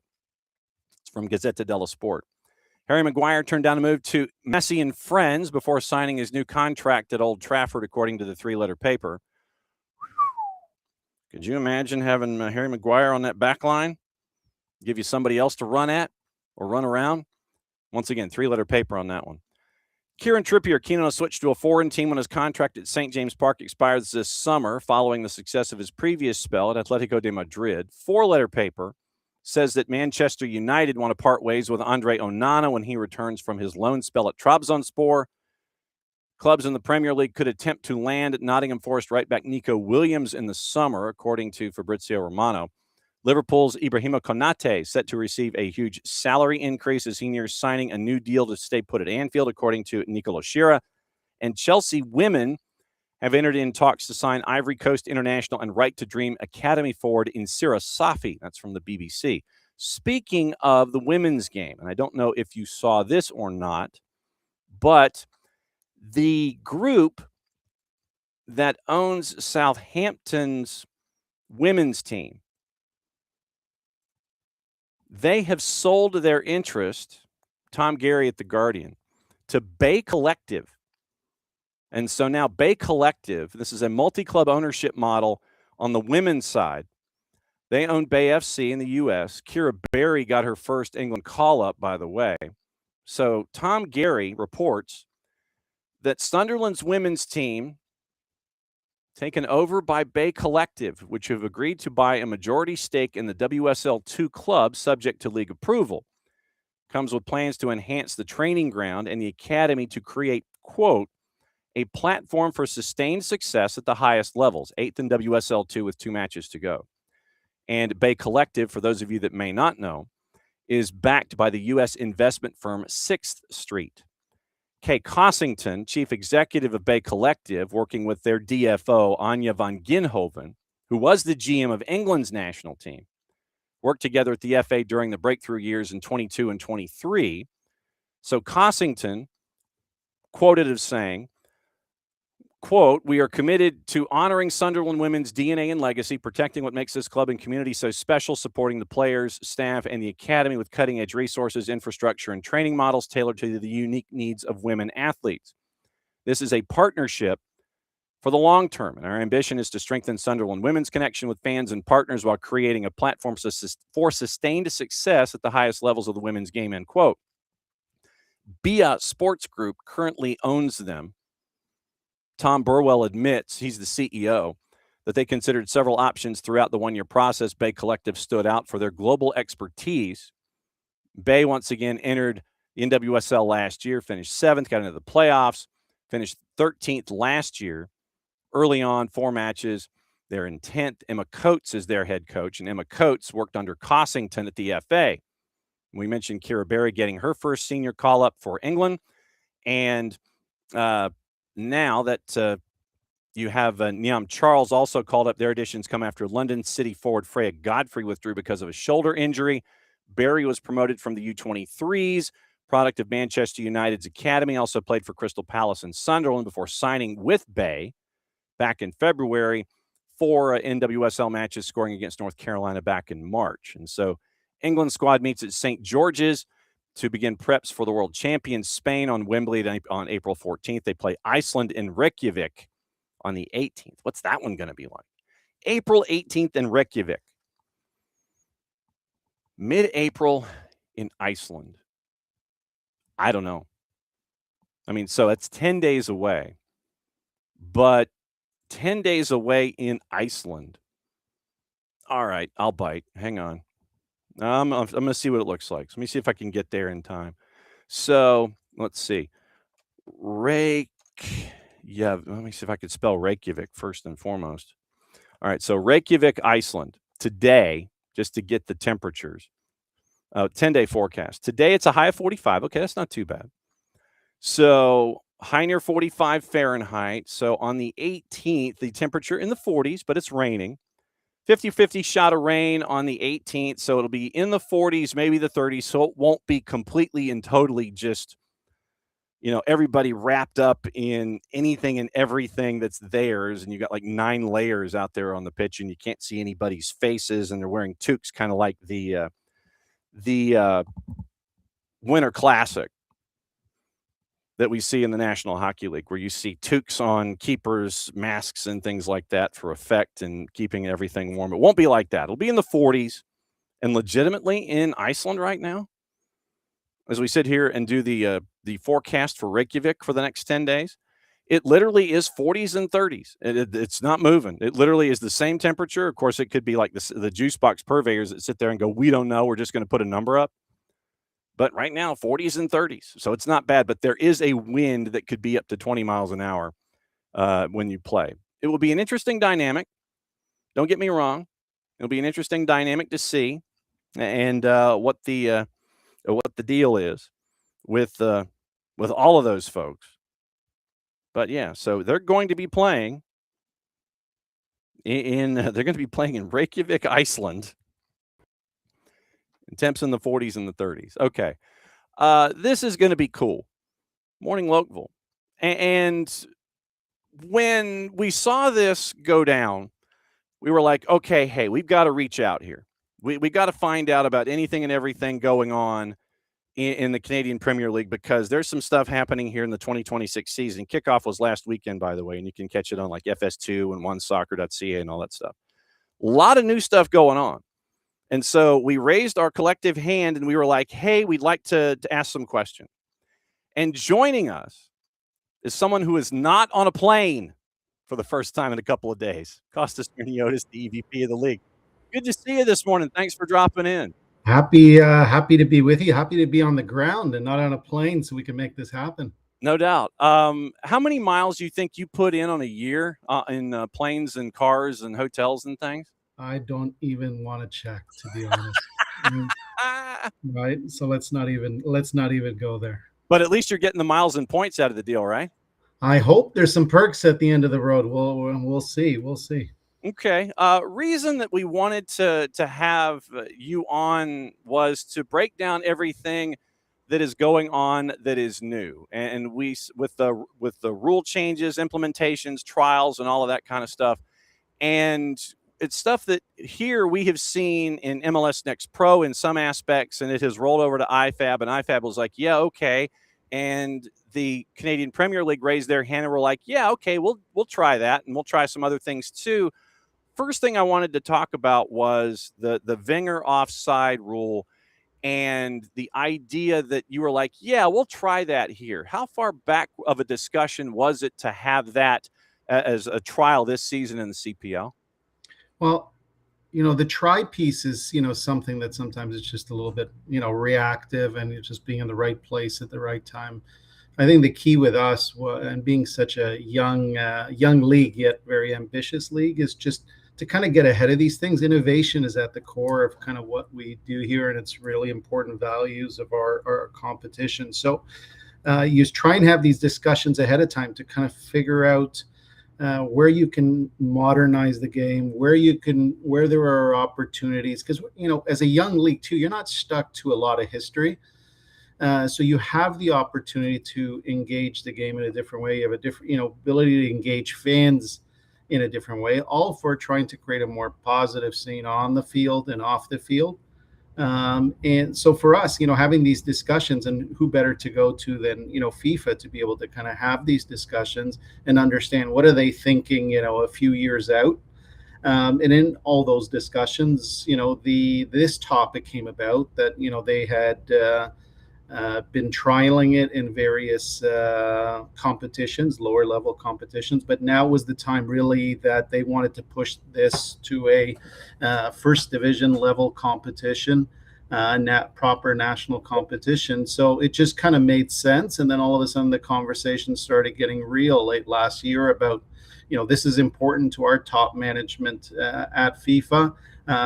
Can you make it equally important at the Canadian Premier League? So we have a proper assessment about what this can or can't be going forward. And, once those conversations completed, then we were up and running, ready to go, starting last weekend with our opening weekend. How much of an adjustment or conversations was it with all of the heads of state, with the individual franchises? Yeah, we want to do this. Yeah, we're in. We'll go for it. How much back and forth was there, and everybody in from the absolute beginning on this? Yeah, I'll tell you. Well, one thing, we're very fortunate. All our clubs and the leadership at all our clubs are always on board when it comes to opportunities to better the game. When it comes to opportunities, especially with something like this, where the ultimate goal of of the trial is to assess a recalibration, if you like, of the offside rule, which to lead to more attacking football, which means more entertaining football, which ultimately means more people paying attention. And when you kind of explain it that way, I think for ownership and all stakeholders in the game, they're very positive and very supportive. So we've had that with our ownership groups and obviously all the clubs from day one. So we're very fortunate, which makes opportunities like this a lot easier to act on. So after match week 1, has the league office gotten feedback one way or the other, or are folks just still kind of riding it out right now? Well, I think there's week 1, of course, was a lot of anticipation. We had a lot of global attention around the league, like the amount of inquiries coming in globally about the offside rule, a little bit on FVS as well, which is kind of a complementary piece that we've added to this, has been tremendous because everybody's curious. And some leagues are looking at this and saying, okay, what does it really look like? Everybody has some assumptions about what the new interpretation of the offside can be. We're now going to start seeing it in real life. So you're seeing more and more people tune into the matches. You're seeing more people reach out to colleagues at our clubs, reach out to us, because everybody's curious. Now, to come out with some major takeaways from week 1 is probably still a little too early. It's going to be an ongoing process. There's a whole process built around evaluating what do the games look like, from tactics to physical traits to everything you could possibly think of that FIFA's taking the lead on. And once they kind of have some materials ready, we'll obviously share that with everybody. But all in all, I thought it was a very positive weekend with a lot of great buzz for our competition and our teams and obviously our players. You're kind of stealing my notes here and reading my follow-up questions. I wanted to get into FVS and everything else that's being instituted this season as well. We've seen it in I want to say the U18s, U21 tournaments and things like that when it comes to CONCACAF, where we have seen the card challenges from coaches and everything. Hey, go take a look at this, that kind of a thing. Why bring in FVS as a part of everything else? Was it just something that you're like, yeah, okay, we see this and we'll see if it can work here as well? What was the background on that? Well, we wanted also, as we went down this topic of the offside trial, to have some complementary officiating technology available as well. And we wanted to kind of get the right technology to best complement. The trial is at the forefront of everything we're doing, the offside trial. So you wanted to ensure that, that stayed at the forefront. VAR right now is obviously a big topic in world football. It's actually, in my opinion, VAR is such a good technology that has led us to an offside trial because, offsides now are being called very much on the margin. So the idea was, could you take this other officiating support technology, FVS, which is also in a trial phase? It would probably be a better match for the offside trial. And at the same time, now for FIFA, this is a great benefit of, evaluating both at the same time. And to be honest, I was really intrigued also with the challenge system. I just thought that it could create a little bit less complexity around the whole video review system. And, for people in the stands or people watching on broadcast, especially in North American sport where a challenge system is very much recognized and accepted, why not see how that works in our sport as well? And really, is that turn into better fan engagement? Do people really accept it? Do people get off their seats when they see a coach, give an official a card, a little bit the opposite effect? And, as you're laughing, I'm laughing as well, about that topic. So we have this great trial. Why don't we put a technology next to it that makes maybe a little bit more sense, for the actual offside trial, and we evaluate both at the same time. So when it came to instituting the infrastructure that's attached to FVS / and to a lesser degree, probably just the implementation of the offside rule, how much of an investment was it for the league to make sure that you had the infrastructure in place so FVS could be in its purest 100% form? And so you've got everything that you need when it comes to equipment and analysis for it. Yeah, no, it was great. Like we're very fortunate, with One Soccer that we have a really great production. We got all the cameras in place already in all our matches. More than enough to handle VAR, let alone FES. But if you look at the backbone of it's FES and VAR are the exact same backbone in terms of camera requirement, in terms of the actual software in the background, how everything gets looked at. We have a virtual offside line. It's the exact same thing. The only difference really is in the people that are kind of behind the camera. VAR obviously having officials, and FES only utilizing a replay operator, and that's really the only difference between the two. So it was quite the undertaking to have it in place for the start of the season, but we just had a great team here on the ground, are obviously to be able to put this all together and hit the ground running on week 1. How much of a learning curve was it for all of the officials that are sanctioned for CPL play to go, okay, what you knew, you kind of have to put to the side. We're using the Wenger version this year, and then you'll also have FES to help you out. How much of an adjustment was it for them? Well, I think there's been quite a bit, and I won't speak for them, but we have the new offside interpretation. You got FES. We also introduced early some of the new IFAB rules that were going to take place starting at the World Cup. So we've obviously brought them in, very similar to the goalkeeper rule from last year, which was very successful. Now on throw-ins and goal kicks, and I noticed it on the weekend. I was at a couple of our matches, and referees already got their hand up counting down goal kicks, and so you already saw the play speed up a little bit, especially late in the game when maybe a club is up. You're taking a little bit extra time in a goal kick, so you already saw it in effect. So I think we need to be supportive of officials. It's not easy. It's the first time around, but as the season goes along, I'm sure everything will get better and better. Yeah, and you mentioned those rules and those others that we're used to seeing through MLS Next Pro. You're looking at throw-ins and goal kicks where lollygagging is no longer allowed. I think that's the official soccer term, lollygagging. You're not supposed to do that anymore. And it's if you're deliberately delaying a throw-in or a goal kick, it's a 5-second visual countdown. And then if you don't put the ball in play after the 5-second visual, it's either flipping the possession on the throw-in or turning it into a corner. Then substitutions, and like I said, this is what we're used to seeing from MLS Next Pro. It's got to be done in an expeditious manner. Yep. Where 10 seconds, then it's the board's up, 10 seconds, you got to get out, or it's, as I've been referencing it, it's basically a power play for a minute. The folks can understand man advantage and that kind of a thing, and then off-field treatment and assessment. In MLS Next Pro, it's 10 seconds. A referee's discretion, understanding the situation, but hey, you got to get up, or it's going to be another minutes power play or man advantage. With those three, when you look at those three as a group, obviously you're looking to speed the game up and you're trying to take kind of the gamesmanship out of it too. Correct. And I think if you look at just kind of when FIFA kind of came out with their decision alongside IFAB, I think that was front and center. It was about speeding up a little bit the tempo of the match, and ensuring that we have a little bit less disruption in the game. I mean, there's no doubt with the video technology, there's been, a little bit of disruption during matches. And this is trying to recalibrate everything. So this is kind of looking at other parts of the game where we can win back some time. And, and I think they'll have that effect. I thought that, last year when there was a little bit of concern around the goalkeeper topic, it was a non-issue. I thought it worked very well.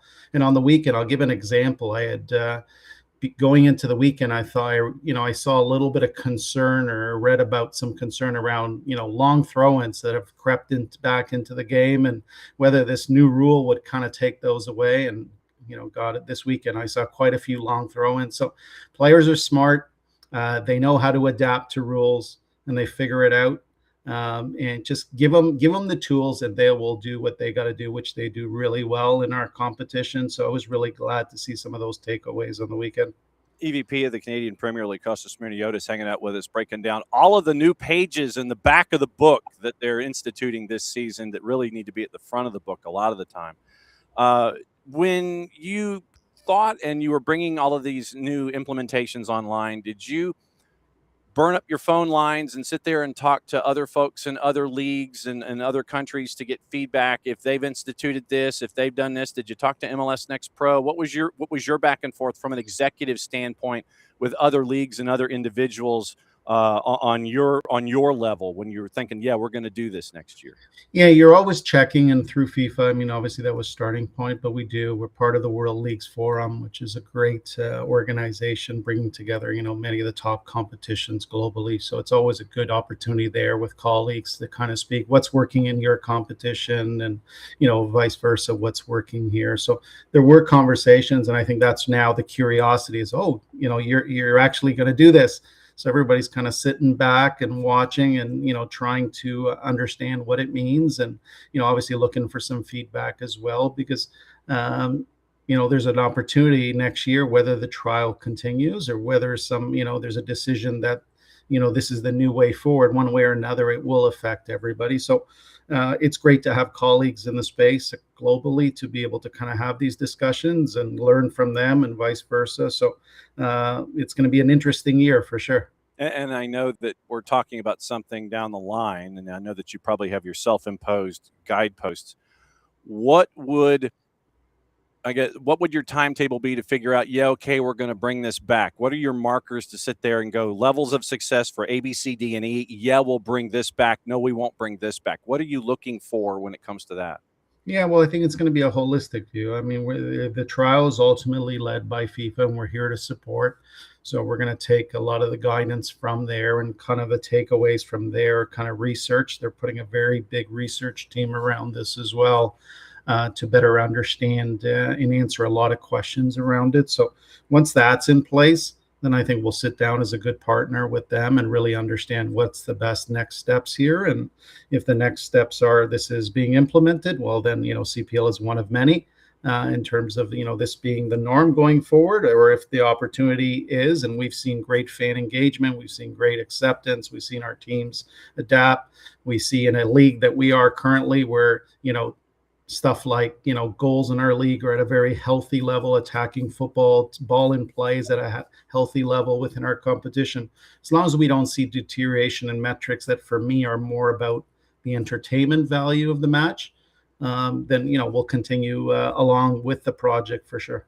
Because there's a fine line between increasing entertainment value, and I know a lot of folks that are looking at the Wenger rule offside and sitting there going, okay, it's going to be like the NHL back in the 80s with Edmonton, where it's going to be like 7-6 and all that kind of stuff. Is there any concern of straddling that line at all? To be honest, no, because again, it comes back to what I kind of said earlier is in general, we're already a little bit of, an attacking minded competition. We've seen that over the years. But, I have a lot of faith. There's a tremendous amount of good work being done within our clubs. Our clubs are playing some, very good football, coaches in place within our competition. They're very good at what they do. And, if, as long as you give them the parameters, they will figure out the best way to be able to work, within their style, within their philosophy, within those parameters. So everybody adjusts. And when you adjust, some will adjust in terms of, their attacking play. Some will adjust in terms of their defensive play. But ultimately, I don't see, a big change in what we're currently seeing today. Are there any other parts of the game that for you as an executive vice president that you think need to be addressed, need to be fine-tuned, buttoned up? Whether it's concussion protocols and subs or anything like that, what else is on that big whiteboard that's off camera on the to-do list for the Canadian Premier League that I don't see right now? Yeah, I think for the most part on the rule side, it's complementary to, like I mentioned earlier, to FIFA and all the topics that are on board there. I'm totally on board in terms of the whole match tempo and ball in play. So anything that encourages that, I think, what's taken place over the last 2 years in terms of changes have been considerable. So how much more comes after that, I don't know, but I think we're in a much better spot in terms of the goal kick, goalkeeper, throw in. So I think we're addressing all of that for sure. I think just now, what's going to be the next evolution of the video officiating technology, which obviously works into the match tempo piece as well to ensure there's not too much disruption. I think we're already starting to address injuries in a better way as well. We just want the game moving. We want the game, a good flow in the game, and obviously providing a good product to our fans. So in that sense, I think the rules topic will be dealt with, by our friends at FIFA within the actual competition. For us, we look at it more about just kind of roster composition, how we're encouraging more and more quality use of young domestic talent. Ultimately, if you're looking for a Canadian player, it's the Canadian Premier League that you're coming to. So we've put a lot of those mechanisms in place over the years, and you're starting to see it resonate more and more, where we're starting to find the next stars in Canadian football, and they're within our clubs. They're actually getting meaningful minutes, meaningful development, and a platform from which then they can move on to a much bigger competition.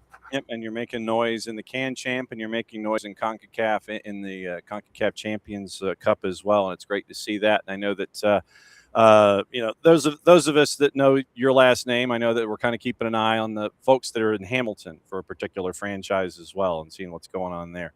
I cannot thank you enough for doing this, especially out of number one match week and everything that is attached to all of that. I can't thank you enough for this. It's been a great education finding out what's going on in the Canadian Premier League. One more question for you.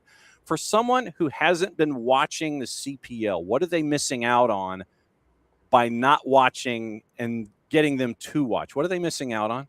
Well, I think what they're missing out probably is some really good football. And sometimes, we get stuck on all the other stuff, but ultimately we come back to the game. And I always try and never lose sight of the game. And for a league going into its 8th season, in challenge in terms of building a national league and then building 8 clubs and, more to follow, the quality of the play anybody who watches our competition, that's the first thing they say, wow, that's not what I expected. The production of the matches, how they're presented, when you package it all up, it's something really cool in terms of, football entertainment. So anybody who has a chance, I encourage them to do the same. It looks like, John, you've had the opportunity as well. So we really appreciate that. And we're really ambitious. We're ambitious as a competition. We want to continue getting better. We will continue getting better, and we will be the home of, some of the best young Canadian talent in the game. So if we can bookmark that particular part of this conversation, I'd like to have you back at some point so we can talk about the league in general, how certain new franchises are going about their talent acquisition a certain way that's different from everybody else, and just talk about the growth of the league. Is it okay if we bookmark this and have you come back? John, this conversation has been very enjoyable. I would definitely love to do it again. Absolutely cool. EVP, that means he's a Grand Exalted Poobah of the Canadian Premier League. Costa I'll take it. I can't thank you enough, and definitely we'll come back and visit. And I can't thank everybody up there at the league office enough. Go get a brunch or go get your second cup of coffee. It's great to see you, my friend, and don't be a stranger. We'll catch up with you soon. Thank you, John. Keep up the great work. Thank you, sir. Costa Smyrniotis, Executive Vice President of the Canadian Premier League. And that was why I wanted to have them in after match week 1, and be able to have Mr. Smyrniotis come in and break everything down, because it's like 5 different things that they're bringing in this year. And the Wenger offside was big, and they're going to be like, yeah, we'll start this. And, we'll go ahead and jump in and we'll do that. I thought that was interesting. And then you go from there to the cards. And like I'd mentioned, I'd seen it in CONCACAF before. Marko Mitrovic, when he was, where was he? Which one of the U's was he? I want to say it was in Mitrovic. I think it was in a U18 in CONCACAF, where he was, well, it might have been in the U20s. I think it was in a U20 tournament last year. And we saw Marko Mitrovic basically bust out a card challenging a call on the field. And That is now part of what's going on. And they had their first successful FVS challenge, by the way, this past weekend in the Canadian Premier League. And it was on a penalty call, and it was reinforced by the video that was shown. And that is always going to be a concern where you have the facilities and the venues that you've got. And to me, that is always going to be one of those talking points where if you have VAR or if you have FVS, you're kind of at the mercy of the venue and the capability of the cameras that are there. So if you've got cameras, if you have angles that are kind of not behaving properly, like if you end up having slashes instead of down the line cameras, if you end up with, say, stuff behind the goal or on the goal line itself and you don't have goal cam, then that to me would be, obviously something that you're staring at. So there are gives and takes for multiple plurals. You've got a lot of give and take when it comes to how you can improve FVS/VAR, number of cameras, camera availability, camera positioning, that kind of a thing. But you've got FVS now in the Canadian Premier League. They are now having the Wenger offside in the Canadian Premier League. The stuff that we've seen in MLS Next Pro with injuries, get up or it's a minute. Then with, in addition to substitutions, get off or it's a minute, get up or it's a minute. And then you have the fifth one on the board, which is the countdown. And I'm used to seeing 10 or 8, 7 or 8. And in the Canadian Premier League, it's 5. 5 seconds, 1, 2, 3, 4, 5. Okay, you didn't get rid of the ball. We're either flipping possession on a throw-in or turning a goal kick into a corner. We've seen it a couple of times already in MLS Next Pro this year where you've had a goal kick converted to a corner kick. So I think having this conversation that we had with Mr. Smyrniotis this morning, I think if we have it at the end of the year to gather all of the empirical evidence, I think it would be important. Also, I wanted to have a conversation with him about the league in and of itself, because you've got a new franchise that is in Quebec province in FC Supra, and they are specifically taking only Quebec footballers. So they've taken that approach, and we're gonna just have Quebec football players, and that's going to be our roster. We've seen it in other leagues and other places, but this is the first time I think that it's been this close. So Supra has decided that's going to be their approach. And I mentioned Smyrniotis because there is a Smyrniotis that is coaching Forge, and that was where Costa came from to take the job as an EVP with the league. So that was where the Forge tie-in came from.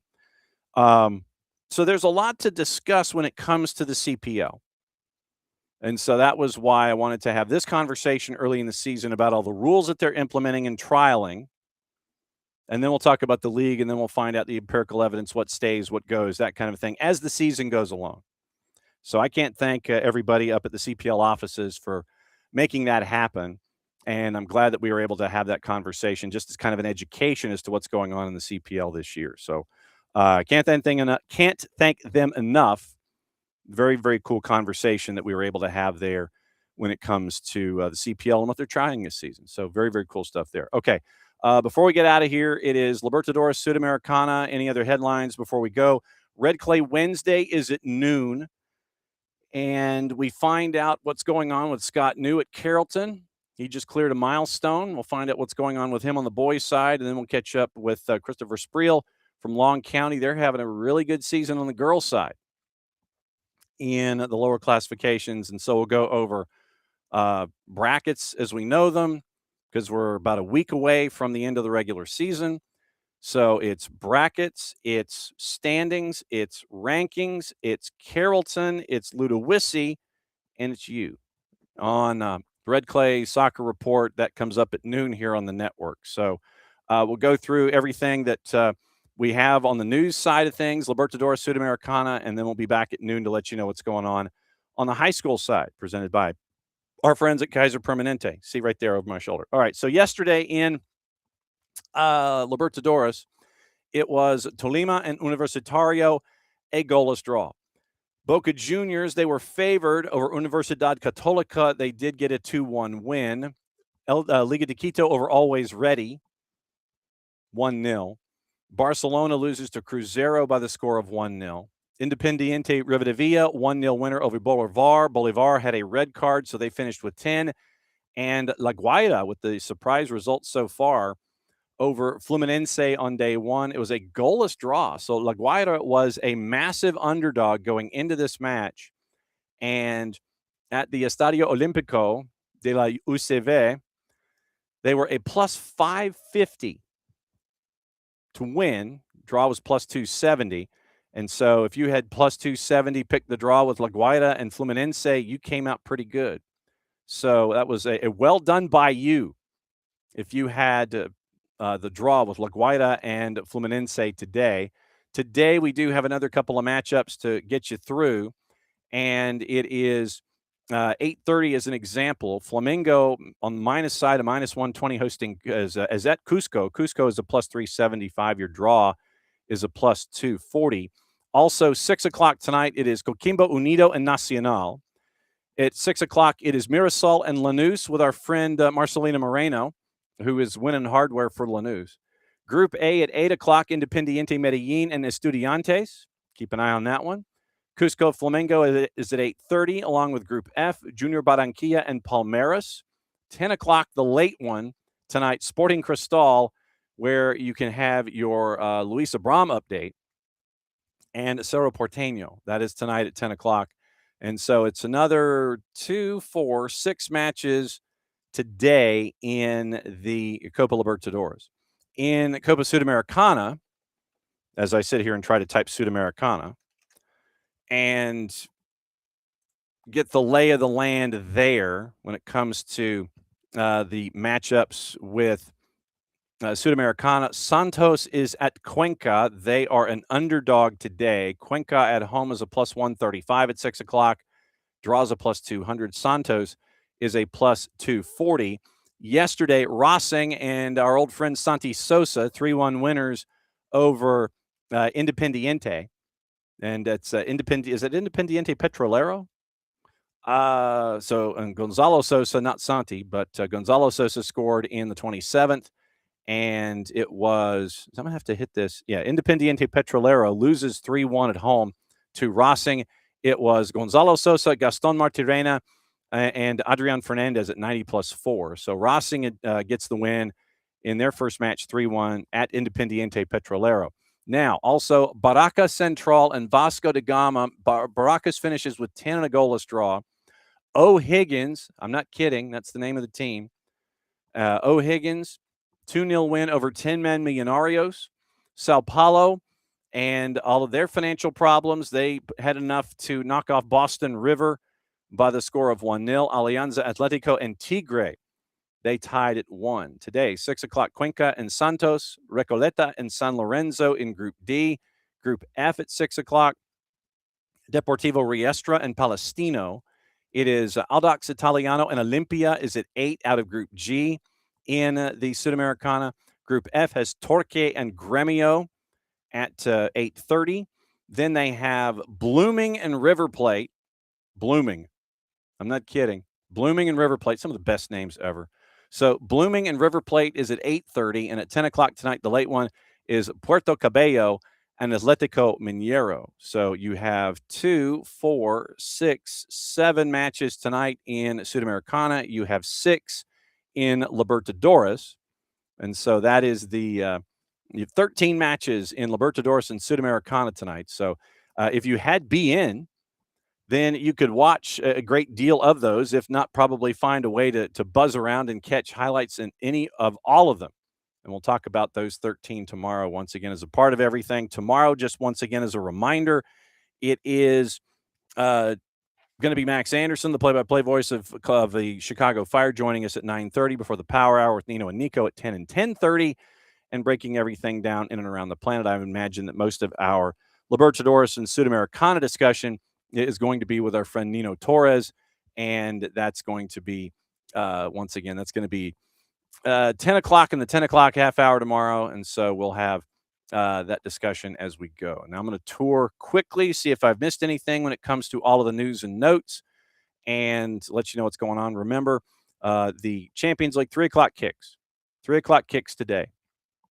So if you are out and around, make sure that all of your errands are done, or at least you have a way to listen to what's going on.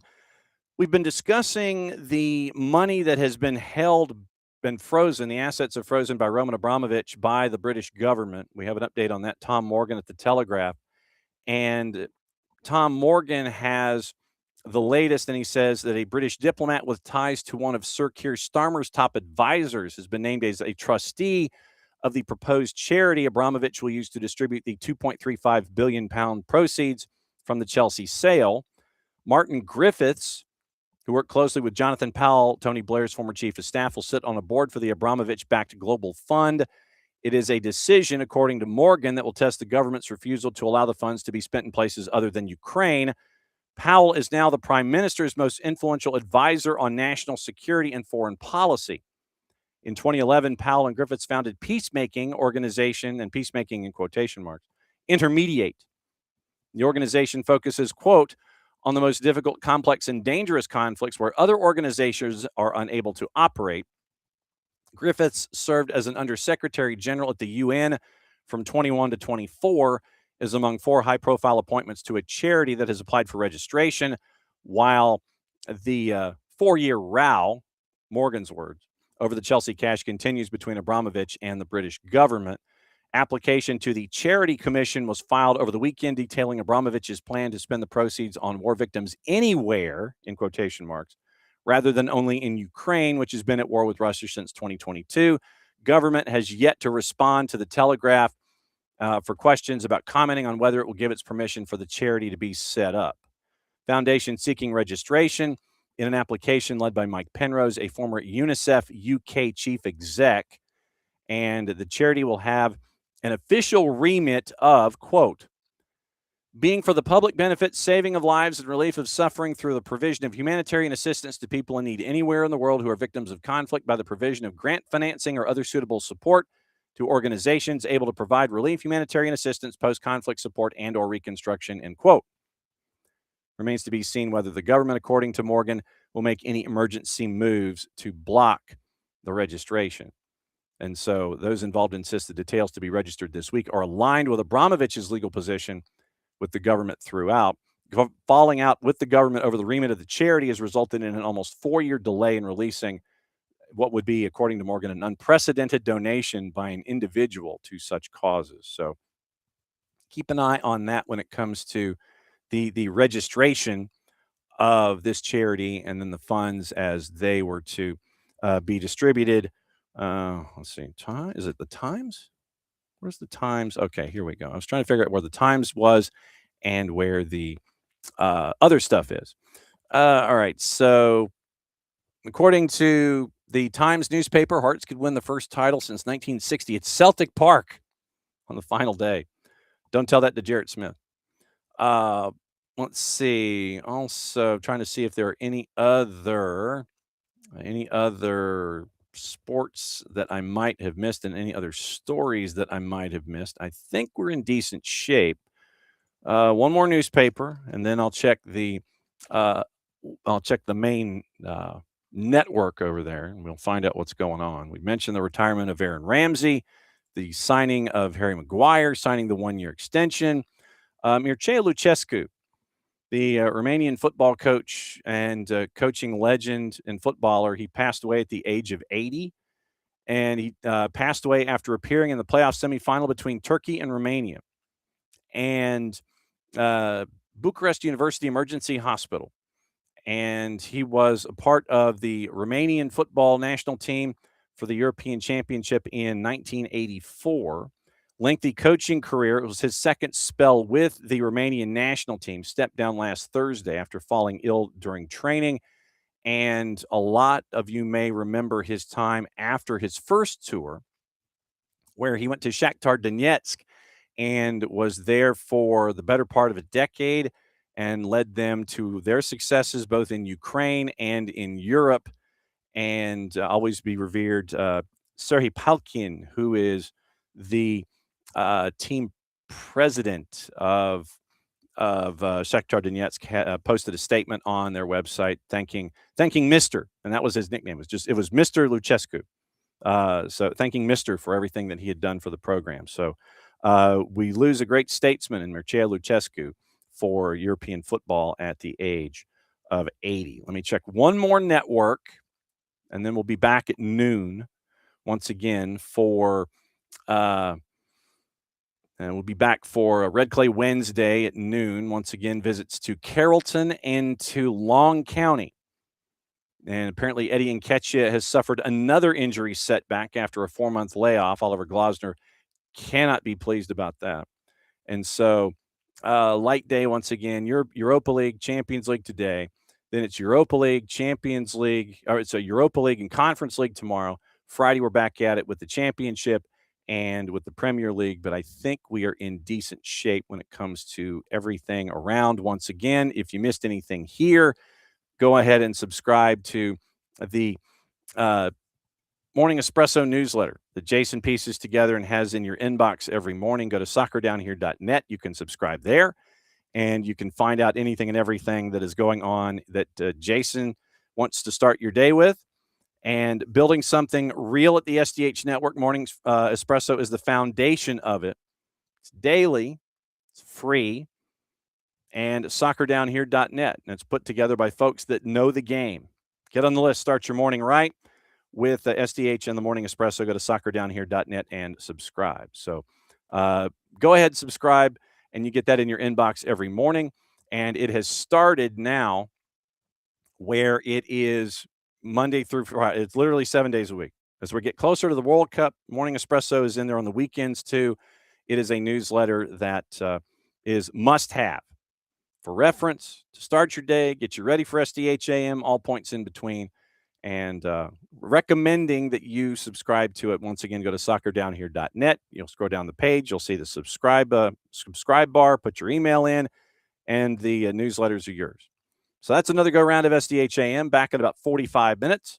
We'll break everything down in the high school game in the GHSA with a little bit more than a week left in the regular season, and then we get into the playoffs. 2 more weekly episodes of Red Clay Wednesday. Then we hit playoffs. It's daily.